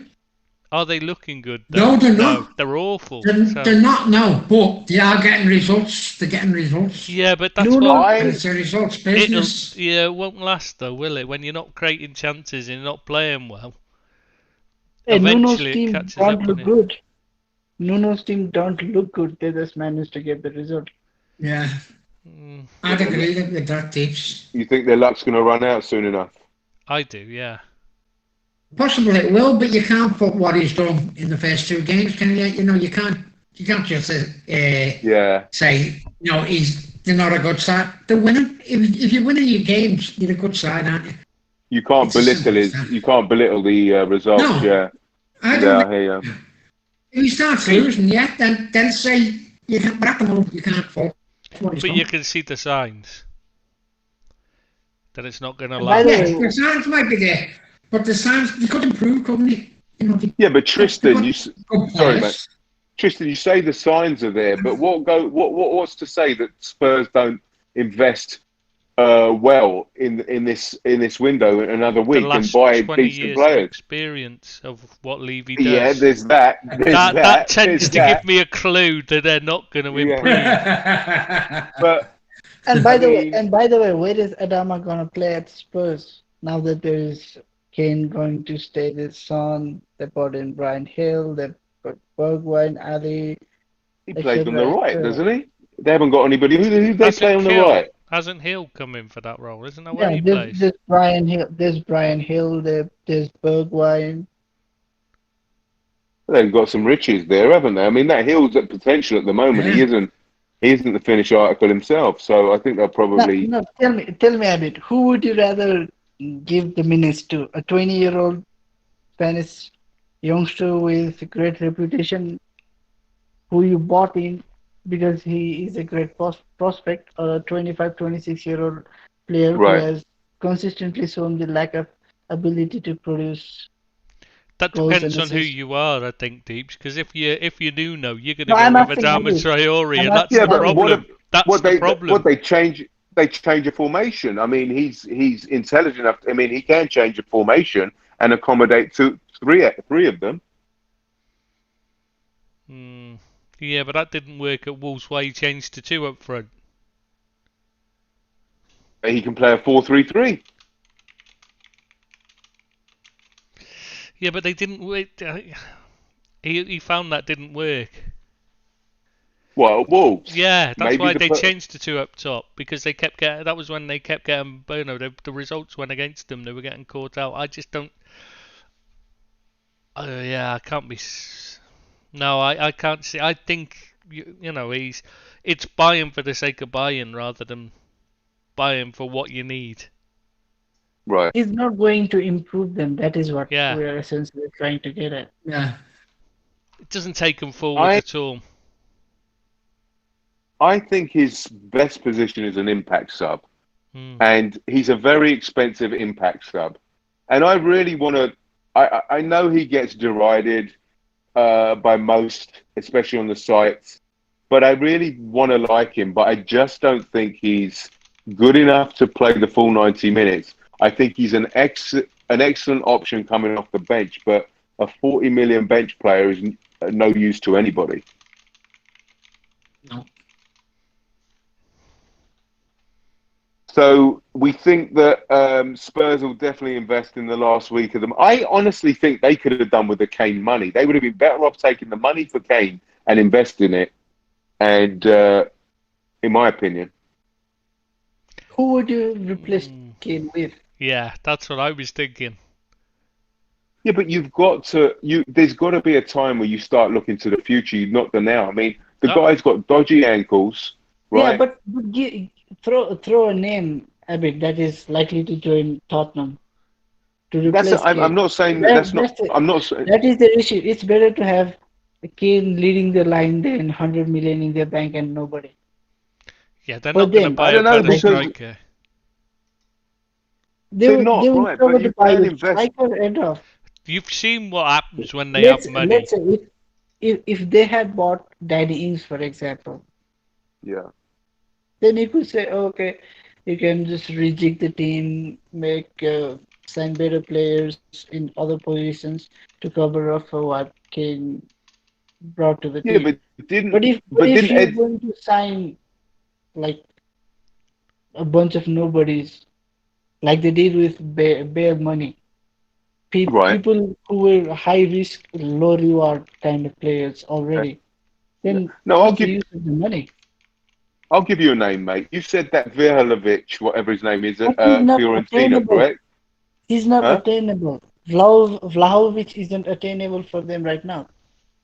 I mean, if you throw a ton of money at him, he could come available. You know what I mean? Apparently, didn't they agree a fee with him? Didn't they agree a fee No, with Martinez or what's his name?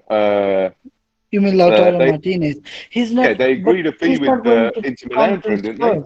Yeah, but he's not going But to he's not replace, going to come to Spurs. and he's not going to replace Kane anyway. He's a totally different type of player. He's more like Son. Yeah, No, no, I don't no, know, man. no. I don't think Let's you. say for I don't think you. argument's sake. Let's say Yeah, for argument's sake, he's a good option to replace Kane. But the player isn't going to join Spurs. right. He could have the pick of the like I anything in the world. PSG, I un- if Mbappe goes to Real Madrid. Real I Madrid, if appreciate. Mbappe doesn't go to them, they could Yeah, have. they're I not going to get appreciate. They were Lewandowski, who'd Barca be a, checking. Yeah. Yeah. you know, they. Okay, I hear what you guys are saying. I appreciate what you're saying, but we don't have that encyclopedic knowledge of football players around the world that these club executives have. So you saying that, all right, Vlahovic, Martinez aren't going to sign for Spurs, but there's players that have the I don't know the stats that are good, but we don't know about. You know, do you know every forward in every European club on the continent? I don't. So there are going to be I players don't, that, Abid, I don't, but I trust Spurs to also not know them. That is the issue. That is what we've been trying to Yeah, say. yeah. They're This not is going to be yeah, able Good to point, replace that them. Deeps. Good point. yeah, but that's what yeah. that is exactly what we've been trying to say is that we just don't trust Spurs to bring him in. The Yeah, but point isn't that you no. The spun. point isn't that Kane is irreplaceable. The point is Spurs aren't able to replace him adequately. Hmm. You mean they can't replace the goals immediately? And his play, his all-round play, his link up with Son. He's not the score. You I just think, remember him winning the Golden Boot last season, but he was also the main creator for the team. He was Mm. yeah, he leading the changed his restart. role. I understand that, but And, I and just and think there's another thing. There's another thing when you have big name players, big game players. You have attention from the defenders. You have attention from the whole system and everybody. If you're playing a Messi, a Kane, a Lewandowski, you're gonna focus more on those guys. I just think you take That's gonna bring 130. more space I for just other think you take players. the 100 million for a 28-year-old with dodgy ankles. That's what I would do, and sack this season off maybe and build for the future because you're going to get some great value in the pandemic market. I You know won't that's an with the ironic you thing to won't as say. soon as you go out there. They know you've got 150 million in the bank. Suddenly the Yeah, price but goes up, so you're not going to get but that then Abid, value. you might notice something, Abid. Aston Villa haven't bought anybody after the sale of Grealish. They maybe did they the keep. shopping. They did their shopping before the move was done because they Yeah, I didn't hear want you, to mate. be I just think that's too simple of an negotiating. argument. With all Oh, due respect, I I just think think they knew the money was coming. They knew the money Yeah, was coming from Greece. So they yeah, could afford to borrow the money knowing that it's yeah. going to come back in because that was done a long time ago. For me, no, I think that was but on the cards a long time yeah, ago. Billy. My point is, when you're negotiating and you still have Grealish and the deal isn't finalized, like it's not done, then you have an easy job negotiating. If Yeah, let's but, say but they, Yeah, yeah, if Aston Villa were right now going after the likes of Buendia, Leon Bailey, Ings, I'm sure they would have had to pay 5-10 million more for each player. no, I don't agree that. No, they no, would it though. doesn't go up 5, 10 million. It does. No, It does. nah, no, no, no. 100% it does. Just No, like I when don't Leon agree have with to that. deal with an English club, they put an extra payment. They charge more. Because they can pay more. Yeah, That is the thing. yeah, yeah. I can see it that, happens Deeps. I can every see your time. point. No, It does not having happen. that. Definitely 100% does happen. Oh, if you have a rich and desperate buyer, you're gonna increase the price I as a can see seller. it go a million or two, 3 million. I can't see it 10 million. Uh, I respect and appreciate your point there, Deeps. I hear you, but I don't necessarily agree. Guys, last game. Let's move on to last game of the week was West Ham versus Leicester City on Monday night. 4-1 to West Ham. Anybody watch that? Yes, I did. Yeah, I did. Go for it, I lads. enjoyed that. Go on, Trish. I was going to say, I can't argue with the sending off. He definitely went for. I mean, No. his leg was going the wrong way from where the ball was going, so he's gone for that. There's no way he's doing that as in like just to correct his balance or anything. He's gone for that. That was a definite red He card. looked up. Can't argue with that He at looked all. up first. Yeah, he's good. Definitely, it might not have meant to hurt him. I wouldn't say he's gone in to hurt him, but he's definitely gone to connect rather than go for the ball. That's a deliberate. He's got narked because he's got a push or whatever it was, and he's just gone to get whoever's in front of him. He's not really, it's just one of those things you do, and then you think afterwards, oh my God, why did I do that? That's what he's done. Definite red card. And West Ham fully deserved their win anyway. Much the better side. They did, yeah. They did. Chris, are you saying Perez did a Pickford? Sorry?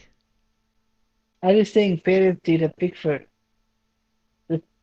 Went for something he knew he wasn't going to get without actually thinking through.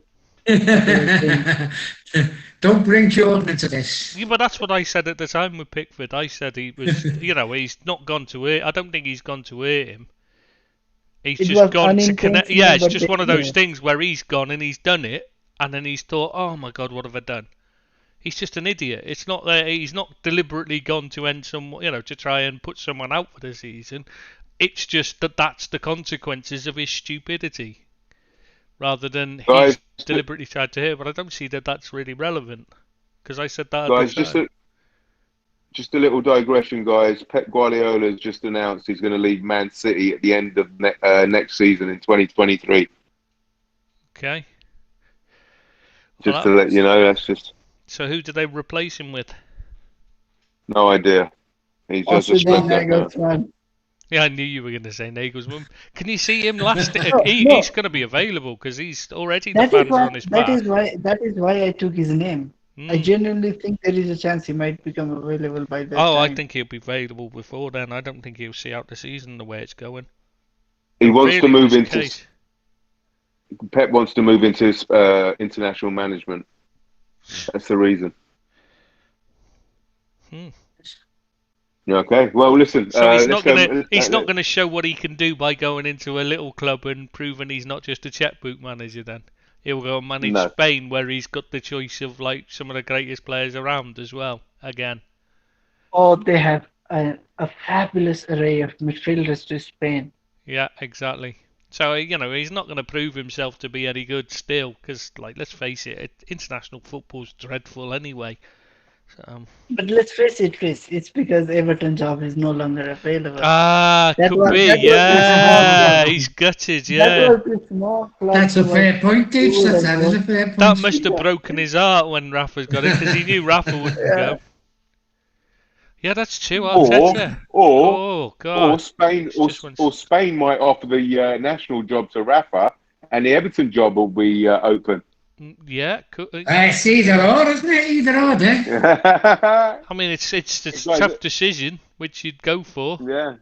Yeah. Runcorn or Barcelona. Well, that's who would yeah. He will not go to Barcelona right now. They don't have the money, and he's a checkbook manager. I've just realised something. I was doing the news roundup this morning on the the thing, and Scotland have just extended the contract to Steve Clarke till 2024. Funnily enough, it just runs out when Pep said he's leaving. Maybe it wasn't such a bizarre decision as I thought. Maybe they've got a plan there. Hey? Look to him with that one. Yeah, let's get back to West Ham Leicester. Moyes doing a decent job. He is doing a decent job, surprisingly. Sorry, what? Sorry, what, Bill? You're giving him credit now after saying earlier you couldn't give him any credit. Yesterday he was. I don't want to give him credit. Deeps, what did you say, mate? Deeps, what did you say? Yesterday he wasn't willing to give him credit. Yeah. No, I don't give people credit if they don't deserve it. Is he in one of the top 20 managers in the Premiership, Bill? No. What was it I said yesterday on You are the already widget? Moyes deserves a lot of credit, to be fair. And what was your reply, Billy? What was Never. it? Never. Never, yeah. Never. Yeah. And now what are you saying when there's people can hear you? Oh, hey, it's all changed now, isn't it? Hey. No, I still don't rate him as a manager, but to be fair to him, he's done well at West Ham. No, And, I think he'd but he's taken not, Everton as he's not far as as a he big goes. club there, isn't he? When he was at a big club, he couldn't do it. Man United never. Ho, ho, ho. I think Ho, ho, ho, ho. they extended his contract, didn't they, last season, West Ham? Sure. He signed a new contract with them, didn't he? Wasn't it this season that they extended his contract? Sorry, Yeah, G? he's on 2 years, and I think it was this. Yeah, I think it's this season they extended his contract. Gotcha. Yeah, You see- he's doing. Go on, mate. He's said to be a very big fan of the Red Bull model of running the clubs, running the system, and he seems to have learned a lot from his time at Everton and Manchester United. He's improved. I What think. not to do? Yeah, yeah, exactly. and when he was in Spain, he learnt a lot as well, because that was a disaster for him, and it did help him. Sunderland didn't Yeah, help. He's Yeah, learned. after that, he is said to have looked within himself what went wrong, how he could improve, and took inspiration from. And he's brought in help as well, which is the thing. He's brought in people, advisors who don't have the same style, the same ideas as he had when he was at Everton, where it was very, it was he didn't take them for, he could have taken them further if he'd have used these, if he'd have had the same ideas he has now, but he didn't, because he. You know what? That's a really good thing to hear. That someone is willing to accept that there could be an alternative, better way of doing things. Yeah, that's Very what you few need. managers actually have that. That's been a problem for a lot of managers, hasn't it? That they haven't got the help in to, like, a defensive coach or a set piece coach, and they've fell down because of it. And Trish has said before on numerous occasions that these managers need to get someone else in to help them, and they won't do it, and they fall down. Yeah, you do need someone to tell you you're wrong at times, and far too many of them just have people like Arteta. He just has people telling him he's great in his ear. That's all he is. So why does he change? He doesn't. Now they've won. Now they're winning. What is it, 6-0 now? He's gonna think, yeah, prove my point. See, I'm right. I know what I'm doing. And he's not going to change when he's crap, and he needs to change. He's not going to. Whereas Moyes has had he's had that complete downfall, and it's made him think, oh my God, I need to change what I'm doing because it's not working. And he's come back, he's come back with fresh ideas. It's what you need. And he's got some. Let's be fair, he's got some decent players there as well. Yeah, he has, yeah. Antonio, I like him a lot. What about Jared Bourne? What do you make of him? Don't start, Deeps. Don't start. See, I like Jared Bowen. I think he's a decent player. He's been playing brilliantly this season. What, all 2 games? Yeah, well, it's early days, but he's been playing really well. But if you can say Salah has been playing really well after 2 games, so can be said about Bowen as well. Yeah, well said. Well said, Deep. I just don't think that I just don't think he's Liverpool level. I just don't think he's a Jota, for example. If he plays for Liverpool, he isn't a Jota. That standard. I don't want that standard to drop. Listen, I could be proved wrong, but we have a standard of excellence at Liverpool. You mean like Keita and... Yeah. Shaqiri, yeah, we can go through quite a few. Not being funny. Yeah. He's better than quite a few of the players at the club. I just think that I don't know. I don't think that he's the level of, I say, a Jota when somebody's come off the bench. Well, he's no Lingard, that's for sure. He reminds me of No. Cout for me personally. That's what I see in him. Hard worker. Yeah, he scores goal, pops up with the odd goal. Works I hard, think he's. and he's got a I bit. think He's he's a a good decent player. player. Yeah, He's I not think an he's the kind of exceptional player, but he's he's a the good kind of player. player a title-winning team needs to have in their side, though. You know, you can't have 11. You don't have 11 all-stars. You don't. It's that simple. You have to have a few to just do the work. You Do you cannot think he'll have be a coming to Salah to Liverpool? back up. You cannot have a Salah to back up for Salah. Hmm. I don't think we're signing him, unfortunately, because I think he'd be a good signing. Do we think Liverpool will sign anyone? Great question. I don't I personally. don't. I think it's done. I think its chances gone unless Coutinho ends up because they can get him on a free, basically, a loan, and he's begging to come back. I think that's the only possibility now.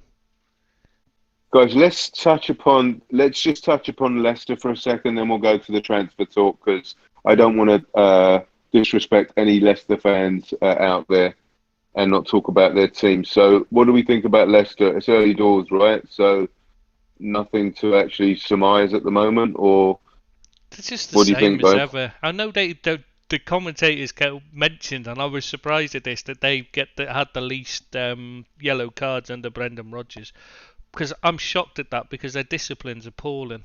They've got none, and that's where the problem's always been under Brendan Rodgers. He's got no discipline, and his teams always fall apart when it matters. And I know people are going to say, but they win the FA Cup, yeah, but nobody expected them to. There was no pressure on them. It's when the pressure's on that they just fall apart under Rodgers. And I can see that. I think they'll be in the same position. They'll fall apart if they're in any position to get top 4, they'll throw it away again. It's They're a very ironic. good side, but they're not going to get top 4. But I think they're still a very good side. They're going to take points off even the top sides because they've got a very decent outfit. And I know you're not a fan, Tris, of Rodgers, but in some of his ways, but he's doing a great job for Leicester, I think. I still think they could do. I think you could only say he's doing a great job if he got top 4, because he had it in his hand twice and he's thrown it away. That, to me, is not a good job. That's a failing. Winning the FA Cup is not a good job. Winning the FA Cup, but it is and it isn't, because what I'm saying is you've got the league is the most important thing. At the end of the day, finishing in the top 4 changes everything for a team like Leicester because of the money it brings in the Champions League. Yeah, that's fair enough. It's much bigger than that's the priority for them, is getting in the top 4. That's what matters. That's their aim every season. And so far he's had it in his hand. He's had it in the palm of his hand both seasons, and he's thrown it away when it matters. That has to come down that has to be called a failure. Just like Pep winning everything but the Champions League. Even though, if it was any other team, you'd be saying he's done wonders there. He hasn't for Man City, because he's there to bring them the Champions League. So unless he wins that, his time's going to go down as failure. I totally agree with what Chris has said. And just to ask you guys, do you guys think Brendan Rodgers would be better suited going all out for Europa League? Now that the top 4 looks much more difficult this season than it looked in the past 2 seasons. Good question. That's probably that's a good point. I think actually, Deep. Yeah. I think. Come here, Cooper. Cooper, come here. What? He's got my sneaker. Oh, my dog's got my sneaker. Good boy. Good boy. What's going on? Oh my God. At least use the mute button if you can figure out where it is and how to use it. Yeah, good boy. But yeah, sorry. Can we just have the dog on the podcast instead? Make more sense. Yeah, exactly. It's got a better knowledge of football as well. Absolutely, yeah. I don't disagree. I wouldn't need an invite. I bet he can find his way onto Discord. Yeah, Cooper. I was going to say, yeah, guys, good question, Deep. Sorry, you were in the middle of answering, Tristan. Oh yeah, I forgot what they. Well, oh yeah, about should they go for the Europa League? League. Yeah, I think that'd be a really good idea for them because you can't see them getting top four, can you, this season? I mean, they had it in their hands twice. They're not going to get that opportunity this time, are they? So I think maybe that's yeah. I think that's a great shout, Deeps. Yeah, I that think is what Unai Emery has been doing most of his career. good evening. Oh, Yeah, God. that I think- too. I think that Getting into the Champions League through the back door because you cannot crash in through the front door.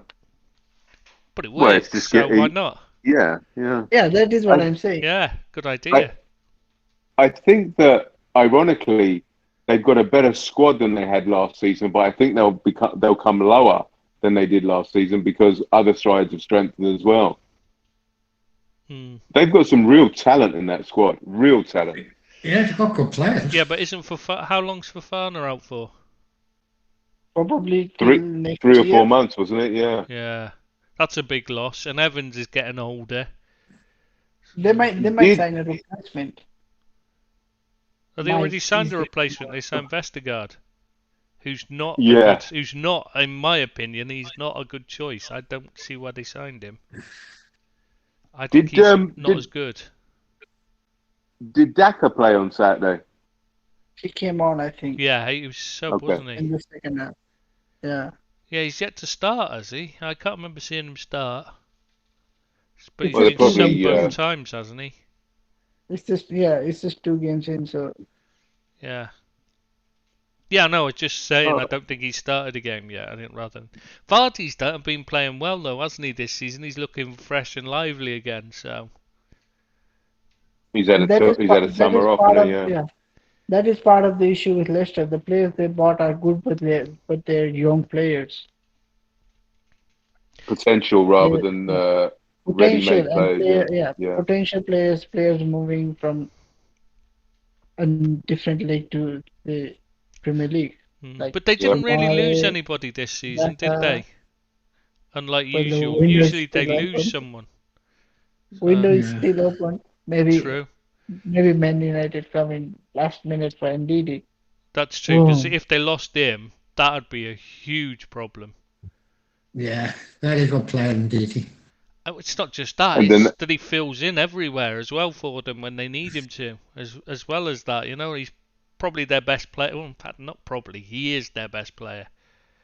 Who's a better player, and who would you prefer, Ndidi or Basuma? Bissouma. Okay. I think I like think Ndidi, Bissouma- but yeah, Bissouma's I better. think Basuma is a better player, but I would prefer NDD for Manchester United. Oh yeah, I suppose it depends on who you're buying for. Good point. Yeah, exactly.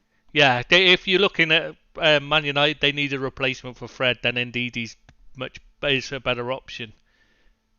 You're right. This is a beautiful segue into the transfer talk because Solskjaer has come out and said, guys, that he very much doubts that Man United will add to their transfer spending by the end of the week. So he thinks that's it.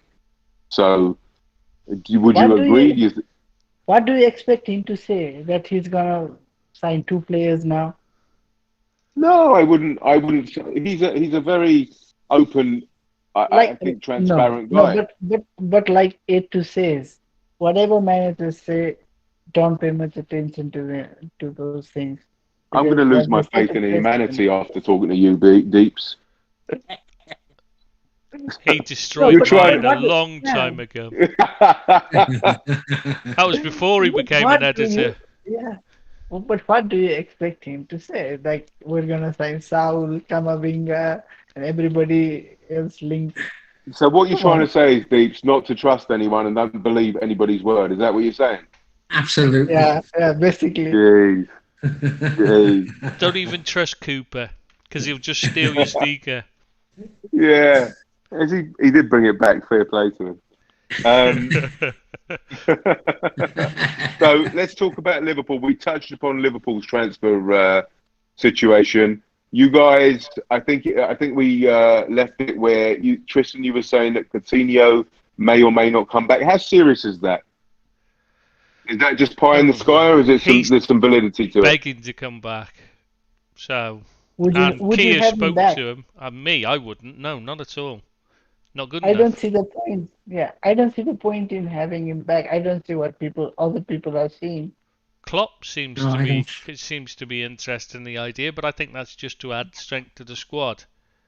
Now I'm starting to think something went wrong with his eye surgery. Yeah, that's worrying me Seriously. because I can't understand how he's got interest in Adama Traore and Coutinho, who's just. I mean, when he left, we got And better. Renato Sanchez. Yeah, And Renato Sanchez.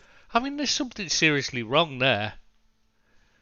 Would you see somebody if a explain case- to me what he wanted Sanchez for? Because I don't see it at all. No matter how many No. times I watch him, and I know people raved about him in the international, but I just Because don't we see haven't what got he does.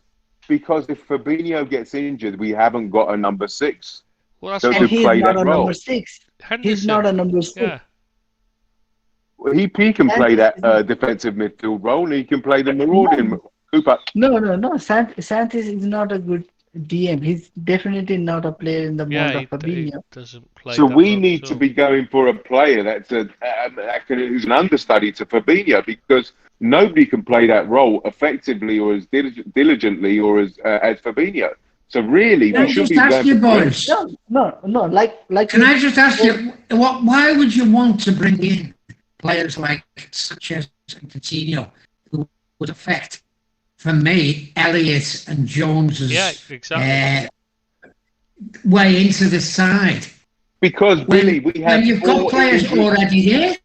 We have 4 injury-prone midfielders, like it or not. Yeah, So we need, like Tristan said, we need that squad depth, because whoa! I never said it. I never said that we need to No. buy. You said no. You didn't. You said he may bring in Coutinho for squad depth. That's the only reason you could see him bringing him in.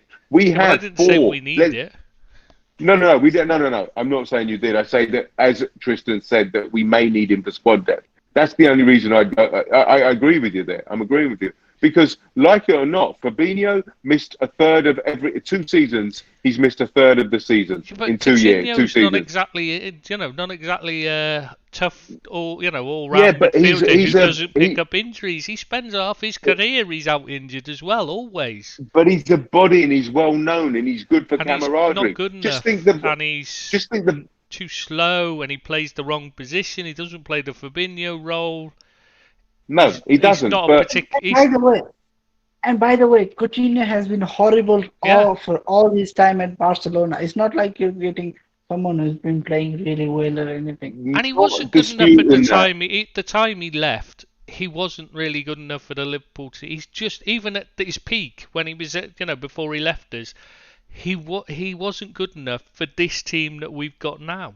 He's just not good enough for us. That's the problem. I forget whether forget him feigning a back injury for however long. Forget that. That's irrelevant. The point is, he's simply not good enough even at his best. He won't get in the team, so why bring him in? Yeah, and there's another thing maybe someone can explain to me, but he spent his peak years at Liverpool. He spent 5-6 years at Liverpool, somewhere around that. Liverpool won diddly squat. He left, Liverpool won the Champions League and Premier League. I'm sure it can't just be coincidence. Good point, mate. Good point. But the thing so is, much better without him. You look a better team. And like I said, when talking about Southampton and Manchester United game, if you cannot operate as a team, it doesn't matter how brilliant a group of individuals you are. I don't think he's gonna be good for the team harmony as well. No, because you're blocking Jones for sure, bringing Coutinho in. And Elliott, particularly. Blocking Elliott as well. Yeah, but Elliott's he's yeah, you're right. He's a midfielder rather than a forward. Yeah, you're right. The thing is that we need a midfielder in there, because I'm not saying Coutinho's the answer. I think we need a more defensive-minded one, because Fabinho, Ox, Thiago, Fab, Hendo, these are injury. These players that get injured more than most. So I don't want a situation where there's 4 players that are injured, midfield players that are injured, and you're having, I don't know, Milner, Elliott, and Jones as your midfield going up against Chelsea or Man United or Man Not City. likely the four Yeah, are going to get injured at the same time, is Mate, it? but you're saying that, Billy. Last season, we had 4 first-team centre backs out. You never would have thought that. So you got to have. You just can't say. But you You just can't buy say that. 55 midfielders just in case 4 happen to get injured at the same time. But That's just ludicrous. That's just but we're stupid. clearly trying to bring in another midfielder in, right? So Yeah, it has Yeah, to be a no, but he's defensive not midfielder. looking for No, a no. player to come in and sit on the bench, is he? We've been looking at players like Bissouma who'd walk into the team. I don't have any problem with that. Even in a scenario, Abid, if you have those 4 guys injured, a Yeah. midfield of Milner, Elliott, and Jones isn't any worse than a midfield of Milner, Coutinho, and Elliott, or Milner, Yeah, Coutinho, and Jones. exactly. No. I'm Coutinho isn't not. gonna cover for Henderson or I'm not Fabinho advocating. anyway. Deeks, I'm not advocating Coutinho being signed for Liverpool. Not at all. What I'm advocating endorsing is a defensive midfielder coming in. If Fab inevitably, when he gets injured, the level that is the level between Fab and anybody else in that position is poles apart. So what I'm advocating is a very good defensive midfielder coming in. Maybe a young guy coming in who can learn the ropes of Fab. That I would, and then if Fab get injured, he plays. But I'm not advocating Maybe an Coutinho Eduardo coming in. Camavinga if it was possible. I don't. I think I would, but he's PSG bound, isn't he? So he wants to go to Paris Saint-Germain. But would He wants to go to Camavinga United. come? Okay, but would Camavinga come to Liverpool and sit on the bench because he's not displacing Fabinho for 2 or 3 years? I think he just wants to move, and I think they want shut of him as well. And Yeah, and even he's on the then, last year of his contract, so he's No, he's I gonna think move. I But Average- think they want him out, and he wants out, rather than Okay, gotcha. so wherever And he even goes, he then- might have to take a bench Yeah. seat. That's the problem. He's only a kid, remember? He's 18, Yeah, and even right? then And- he's not an out and out number 6. He's not an out and out DM that he cannot play as an 8 or anything. He did play a bit further forward at times last season. I would have that guy at He Monaco. can be a backup for Henderson and Fabinho at the same time. Yeah, as a but 6 Deeks, and the an 8. problem is, like you said, he's not going to come to Liverpool and sit on the bench. He's too good to do that. So we can't have. We need to buy somebody he's. When I say up and coming, like Camavinga, but he's too good for Liverpool's bench. He needs to play That's week in, how- week out. At this time, I don't think you need anyone. No, mate. That could change in January if you got Yeah. if you got No, I a hear couple you. of injuries and you Yeah. could buy in January. But at Yeah. as it stands at this present time, I don't think Liverpool need anyone in midfield. I really don't. I hear you, And Bill. every- I really and do. I every- just. We've got a plethora of riches there that you could choose from at the moment. I agree. Injuries happen. You can get injuries, but Yeah. that can be addressed in January if you pick up a couple of injuries. I agree, But Bill. more to- than enough. I hear you, mate. I really do hear you. I appreciate what you're saying. But I just think to have that, we need one midfielder to make sure of a title and Europe and a Champions League challenge. I just believe that there's one player short. I'm happy with Elliott covering the front 3 and Bobby being there. But I just think they're one midfielder short of a sustained. Winning the thing will come in second. Do you get what I'm saying? Yeah, Yeah, I but do, I but I don't agree with you. No, mate. Yeah, I know what you're saying, but I just, I agree, I just think Liverpool have got enough. Absolutely, mate. I hear you. Yeah, but Abid, you don't. It's not an imperative that that guy has to be a midfielder or a defensive midfielder as such. You could just switch the formation around to more of a 4-2-3-1 where you can have Firmino or Elliott or Jota, Salah, Mane. I hear you, mate. But whoever the playing fulcrum, in the the number 10. fulcrum will always be And Fab. that way, Fab. yeah, and that Yeah, way yeah. you could probably get the best out of Thiago as well. No, mate. It's not that up that end of the pitch. I'm talking about when Fab plays in every formation, any team, any formation that Liverpool play, Fab will play, right? So you take Fab out of any team, any formation, and the level that you have without him is not as high as you have with him. That's my only fear. Yeah, but you in an ideal world wanting to have a cover for Fabinho who cannot be a bad player as well is Yeah. like Manchester United trying to have a backup for Bruno Fernandes. You're not gonna sign someone who's gonna actually be able to perform to a respectable level when they're not playing because they're truly exceptional players who are Yeah, gonna I play hear when you. fit. That is their issue. The issue is Maybe that they're too good to be not playing when they are fit.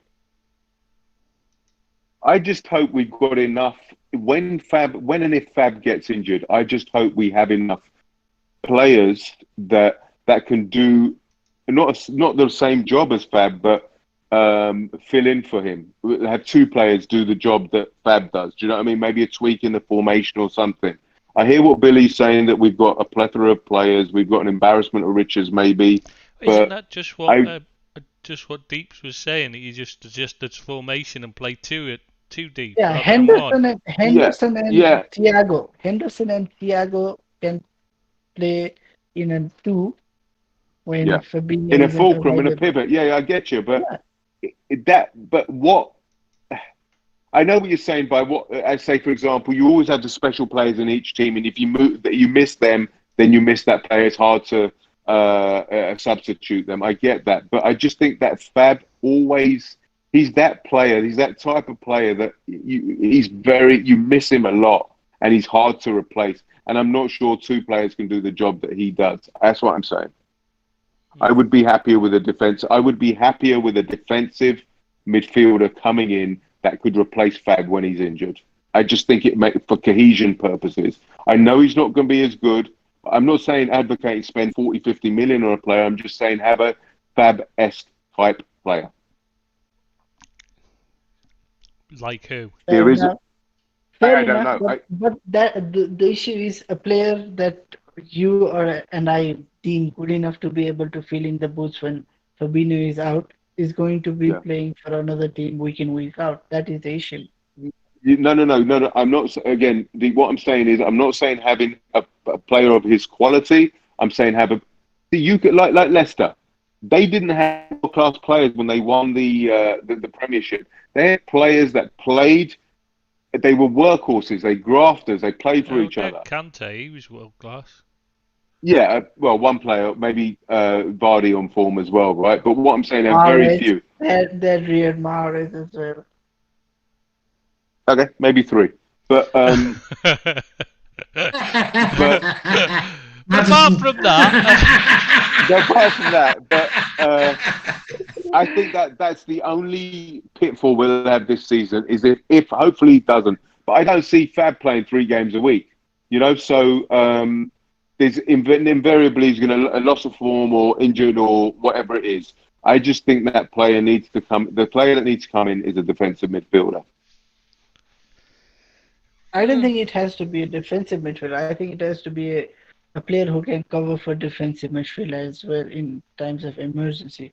Because Henderson has proved many times that he can do the job for a very good, elongated period of time at a very good level.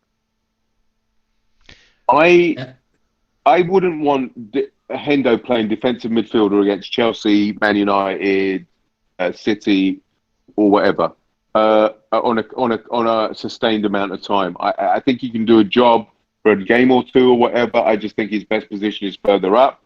But I think we're just. But that's the only kind of player you're going to get is a player like that. That's like Henderson. He can fill in there because you're not going to buy one unless you're buying a replacement, a straight out replacement for Fabinho. Yeah. Otherwise, I would go for somebody younger. I would go for an 18, 19-year-old who's happy to sit on the bench for a year or two, learn of Fabinho. That's the type of player I'd buy. And there's many out there. I can't give you any names because I haven't got that encyclopedic knowledge of the European game or world football. But that's the type of player I'd buy. But the Somebody issue like is, but the issue a these days, Daka Harry, who's sorry mate, like a Daka who is obviously happy to sit on the bench until But he's Vardy's not. But finished. he's not. That's because he's come from Austria, and he's not like. He's not ready. He's not that good. He's until he's settled in and played. What you're talking about is getting a player that's not going to step in and just fill in Fabinho's boots when he's out injured. You're still going to end up with Henderson having to play there if you just get an Well, 18-year-old who hasn't played well, hasn't Well, it proven yeah, depends but on the himself. levels and the quality of the players you're bringing in. I just think that's our mate, downfall. you had a well thought of young player who's been sent out on loan, Leighton Yeah, Clarkson. Clarkson, Why would you buy someone to replace him? exactly. yeah, that's a good point, That's a good point. Maybe Clarkson wasn't at the level of being a stand-in for Fabinho. That's not the problem. He may be He well was thought of. sent out. He may be well thought of. He was sent out He was because he sent needs to out to play. be that guy. And this is the problem. If you buy someone, they're not going to play. So you buy a young player, they're not going to play enough games to learn anything. And that's why Clarkson's gone out Why on do loan. why do we think Kamavinga won't be joining Liverpool? Because he's not gonna get the desired amount of minutes. No, he's not. No, for sure. But this is my point, is that I think that that's where our downfall is going to be. If we get the injuries that I'm expecting, that's the only downfall I see to our season, that we don't have a defensive midfielder apart from I'm Fabinho. keeping my fingers crossed that your prediction comes true and there is a downfall at Liverpool. I'd be more worried that we lost the defence again than that. I think we're okay. Yeah, in midfield. because we've got 3 or 4 injury-prone defenders, and that could. I mean, let's hope to God that nothing happens there. But I hear your point. We have 3 defenders who are known to be prone to injuries: Matip, Gomez, and Konate. There should be more worry there. Listen, mate, I'm not bothered because Nat Phillips is going to come and rescue us. So, That's if we don't sell him. what do you think there?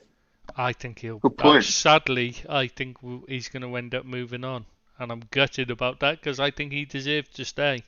But he needs games. Another one needs games, so he's not going to stay to sit on the bench. He's going to go because he can play, and he deserves a chance. Good luck to him because he'll do really well. He's a Premier League. He's proven himself to be a Premier League level defender, and he deserves a chance to play regularly every week.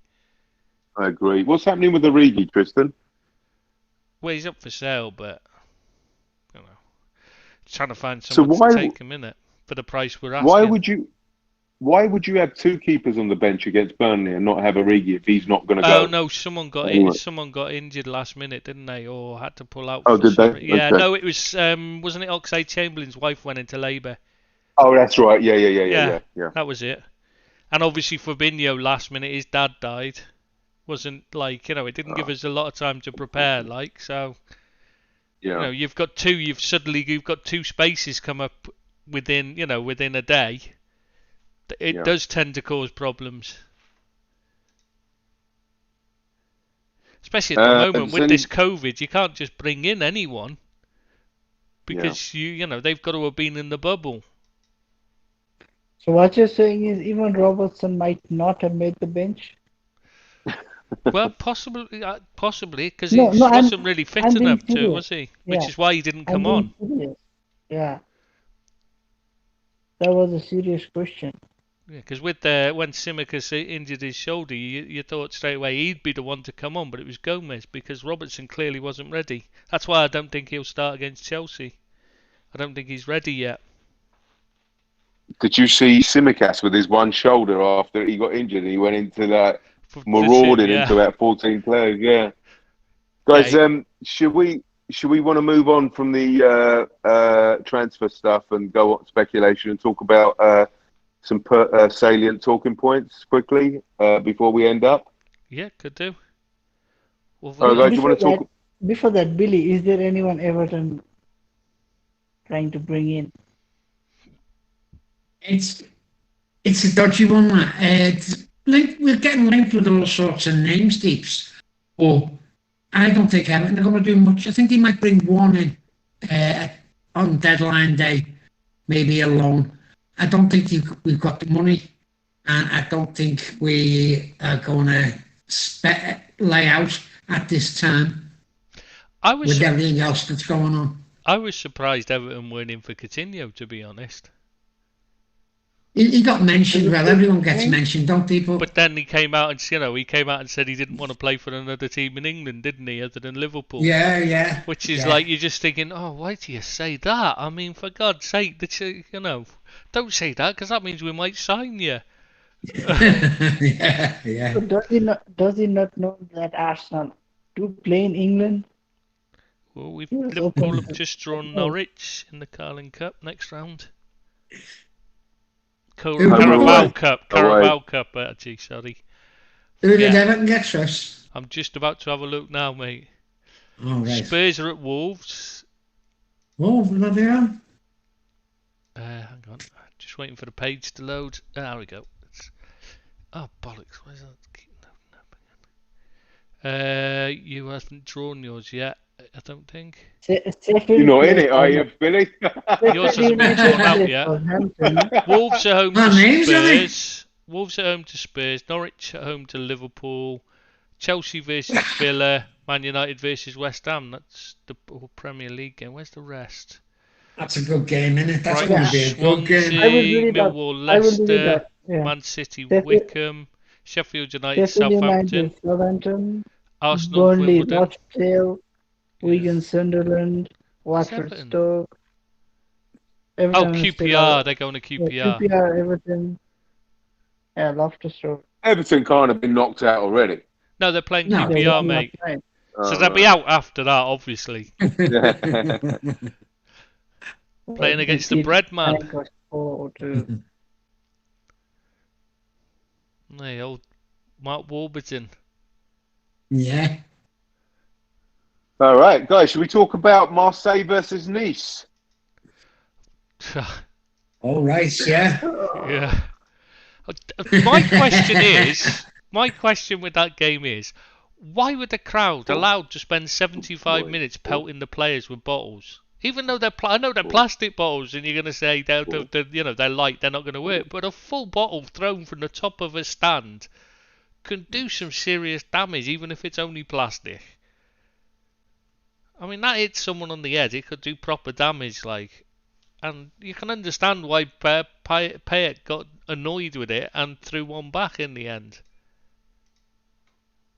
Yep, you can't do that, can you? And I know, like he did it, and you can see why. But a professional footballer cannot do that. No, I agree with you, but what I mean is, the point is, he shouldn't have been in that position where he'd spent 75 minutes getting pelted with bottles. Why is that allowed? Yeah.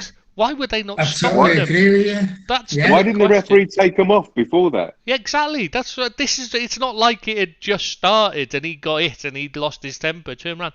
It'd gone on from the moment the game started. So why was it? Why were they not being dragged out of the ground? All these Nice supporters that were throwing them. Why were they allowed to carry on throwing them for 75 minutes? Yeah.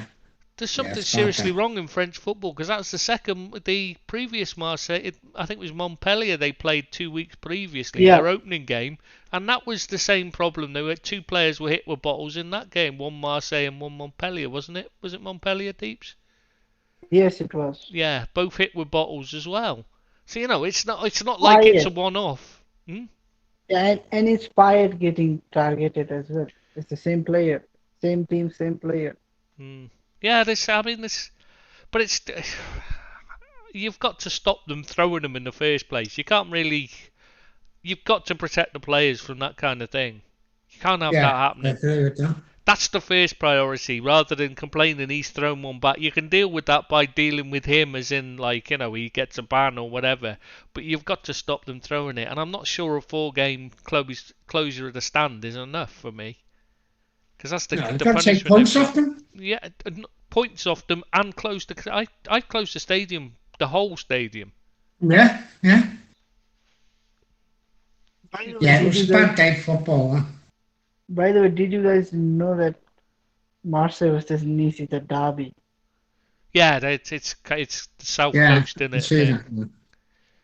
Yeah, it's like the Bournemouth and who's near Bournemouth? Southampton. Southampton. Yeah, it's not like a proper derby as in like everyone knows it, but they're near close. They're close to each other, so they don't like each other.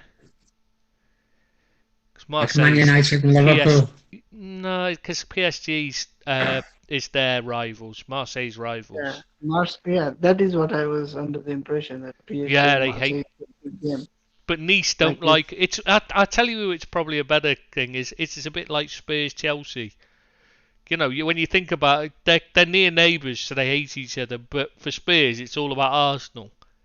And I think if you call Spurs were Marseille, it'd be all about PSG for them. But for Chelsea, for instance, it'd be like Nice, where they still hate Spurs. Oh, okay, got it. That kind of thing. They still see it as they don't like each other, but it's not their main rival for one team. A bit like I'll tell you a better example would be Liverpool Everton. Everton aren't really Liverpool's main rivals, but there's still a dislike there, and Everton particularly dislike Liverpool. But Liverpool are more bothered about Man United. Or it's like Leeds Manchester United and Manchester United Liverpool. Yeah, that's another one. Yeah. There's probably hundreds of examples if we actually thought about it, really. Manchester United supporters don't like Leeds, but they're not serious about Leeds. Yeah, not in the same way they are about, say, City and Liverpool. Yeah. Yeah. Has that been gone home or so? Well, gone to sleep or something? Dogs at him. That was riveting stuff, lads. Yeah, that's not what I'm just swimming in the splendor of that conversation. I think I was just watching the video again. I think he was watching the video of that brawl again. I think he was just lost in our analogies, Yeah, I think understand them. Yeah. Yeah. Guys, I want to touch upon the dementia debate. I know, Bill, you have I know you spoke last season about this, and it's kind of dear to your heart. I don't know if you read about Terry McDermott, lads. Yeah, and Dennis Law. And Dennis Law, exactly. And I think it was a day apart. It was revealed that. So let's have a conversation on that, if you will, guys, because I think it's topical, relevant, and is there a correlation? Of course, there is probably. What do we do here? I mean, because it's so sad to see these guys being so sick. Well, they've limited heading in training, haven't they, already? But who's counting how many? 10 headers, isn't it? 10 headers with feeling or something. They're saying, aren't they? Something like that. Yeah, but how in training? Who's counting them, and how do you tell whether it's a header with the over the threshold or what? Have they got a feelingometer or something? I don't get it. It's just weird. Yeah. And then how's that? And what about the defenders in games? It's just weird. I mean, I don't understand it. What do they do? What's the answer? I think you can't police that sort of thing. But it's a fact of life that people get dementia, and I know heading the ball might have something to do with it, but I don't think you'd have to change the whole structure of the game, and it's not going to work. They haven't even sorted out this, when the concussion thing yet. When people are getting concussed, they're still being allowed to play on. There was one in France last week. Absolutely. You're right. He was having treatment on the floor and that. He was knocked out, and he's got it, and they've let him carry on playing, and he's staggering up. When you watch him, he looks completely lost. And you're thinking, how have they allowed him to play on? They had to take him off a few minutes later. And you're thinking, why was he allowed to carry on? You could see he was in problem. Player? Samuel Kalou. That's it, Kalou. There was someone who collapsed. No, there was you're thinking of Encicala as well. Collapsed. There was 2 collapsed. No. I'm talking about the Bordeaux player. Right. Yeah. Yeah, but they allow them to play on, and these kind of things are just as bad, probably worse than heading the ball. But then, until Okay, they can now actually sort this out, sort out the medical department so they're actually taking into account the player's health rather than what's best, what they think might be best for the team, there's no way they're going to sort out whether dementia's a problem coming from heading the ball or not anyway. Because it won't matter, because they don't care enough about the players. but guys, I understand what you're saying, Tristan, but what about the fact that we're using, and I know this is all conjecture and supposition, but the fact that we're using lighter balls now, does that have an effect? They go faster, so no. So no, so you're telling me in 20, 30 years' time, there won't be so much, I don't know, a brain injury or dementia for footballers in the future because the balls are lighter? No, because they go faster, so they Right, the velocity the force is higher. Yeah. Force is actually higher. That's why you see them getting knocked out more than they used to, because you can kick it much harder. You know what I mean? You put more force through the ball when you're kicking it because it's lighter and it doesn't hurt your foot as much. Right. So what's the answer? Do we eradicate heading from football? Well, I'd say the thing You to do can't. is when it's kids, they should be playing with soft balls, foam balls and that, until they get older, so that because the most damage is likely to be in the formative years. Maybe Good point. headgears. So worry about that first and see if it might. That's what I'd be. What did you say? What did you say? Deeps have headgear, like I'll check. yeah, like you mean Peter Cech? Yeah, if it can help improve Yeah. the situation, then maybe. They have it in lacrosse, right? Mm. You have that's not a bad idea. Yeah, it is. Is it practical? I mean, is it feasible? Is it practical? I mean, they can't bury pardon the pun, they can't bury their heads in the sand with this one because this is killing people. But surely it should be more practical and more feasible than saying 10 high force headers in training. Sorry, mate, say that again. I didn't get that. The feed cut a bit.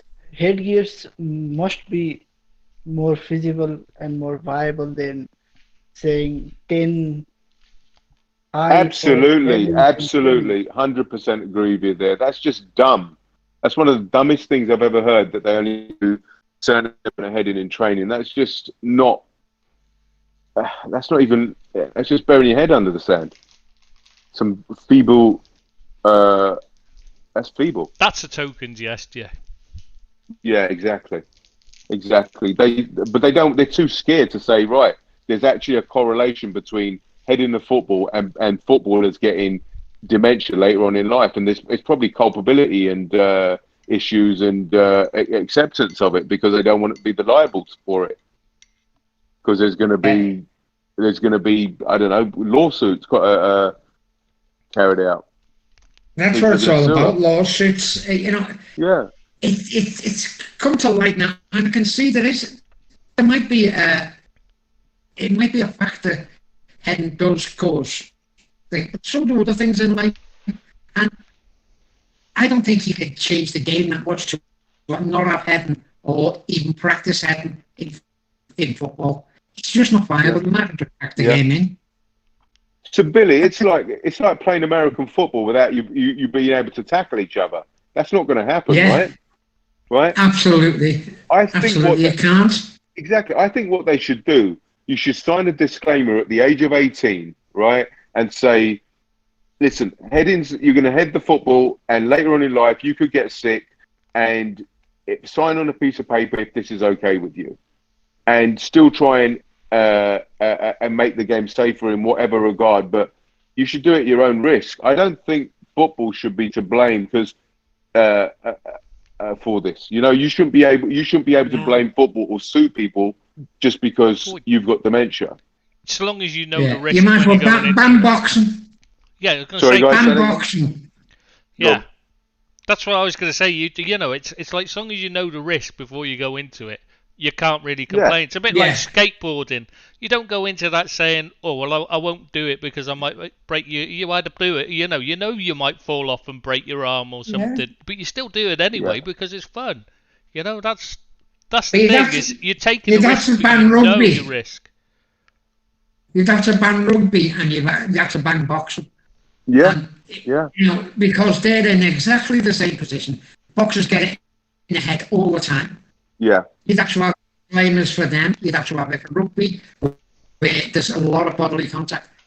It's just not viable. It's just one of them things in life that if you want to play football, you might get an head in dementia. Yeah. But Billy, I really truly feel that they should make the game as safe as possible. Saying that, they should make it like you're saying with boxing. Boxing, there's no way you can sue anybody. But what's his name? Who's the middleweight boxer that fought Nigel Benn? Gerald McClellan. No, the other guy, the English guy. Michael Michael Watson. Fantastic. For me personally, I thought he was a better fighter than the three of them. He was the best fighter He out was of the all best three, out of right? all of them, yeah, definitely. For sure. I am so Most gutted. talented. He was world champion material written all over him. But the thing is, for him to sue the Boxing Board of Control would be wrong because that's what he signed up for that, just to get his head punched in the head.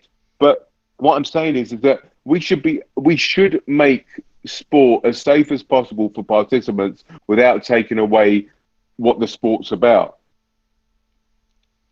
I don't think you can you? That's a change too dramatically. You can't have no overhead heights. It might as well just play five-a-side football, mightn't you? It's hard. It's really hard. It really is hard. And the thing is, it's just one of those situations where it's nature of the beast. I know. And now you're going to get if they do start bringing this up as a legal challenge, you're going to get where there's a blame, there's a claim society, and every sport's going to be exactly the same. And I don't think it can happen. I hear you, mate. I hear you. All right, guys. You want to end on anything positive? Anything got anything happy to say? Well, only that we're going.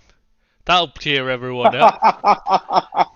Well, the one person. That'll make a lot of people happy.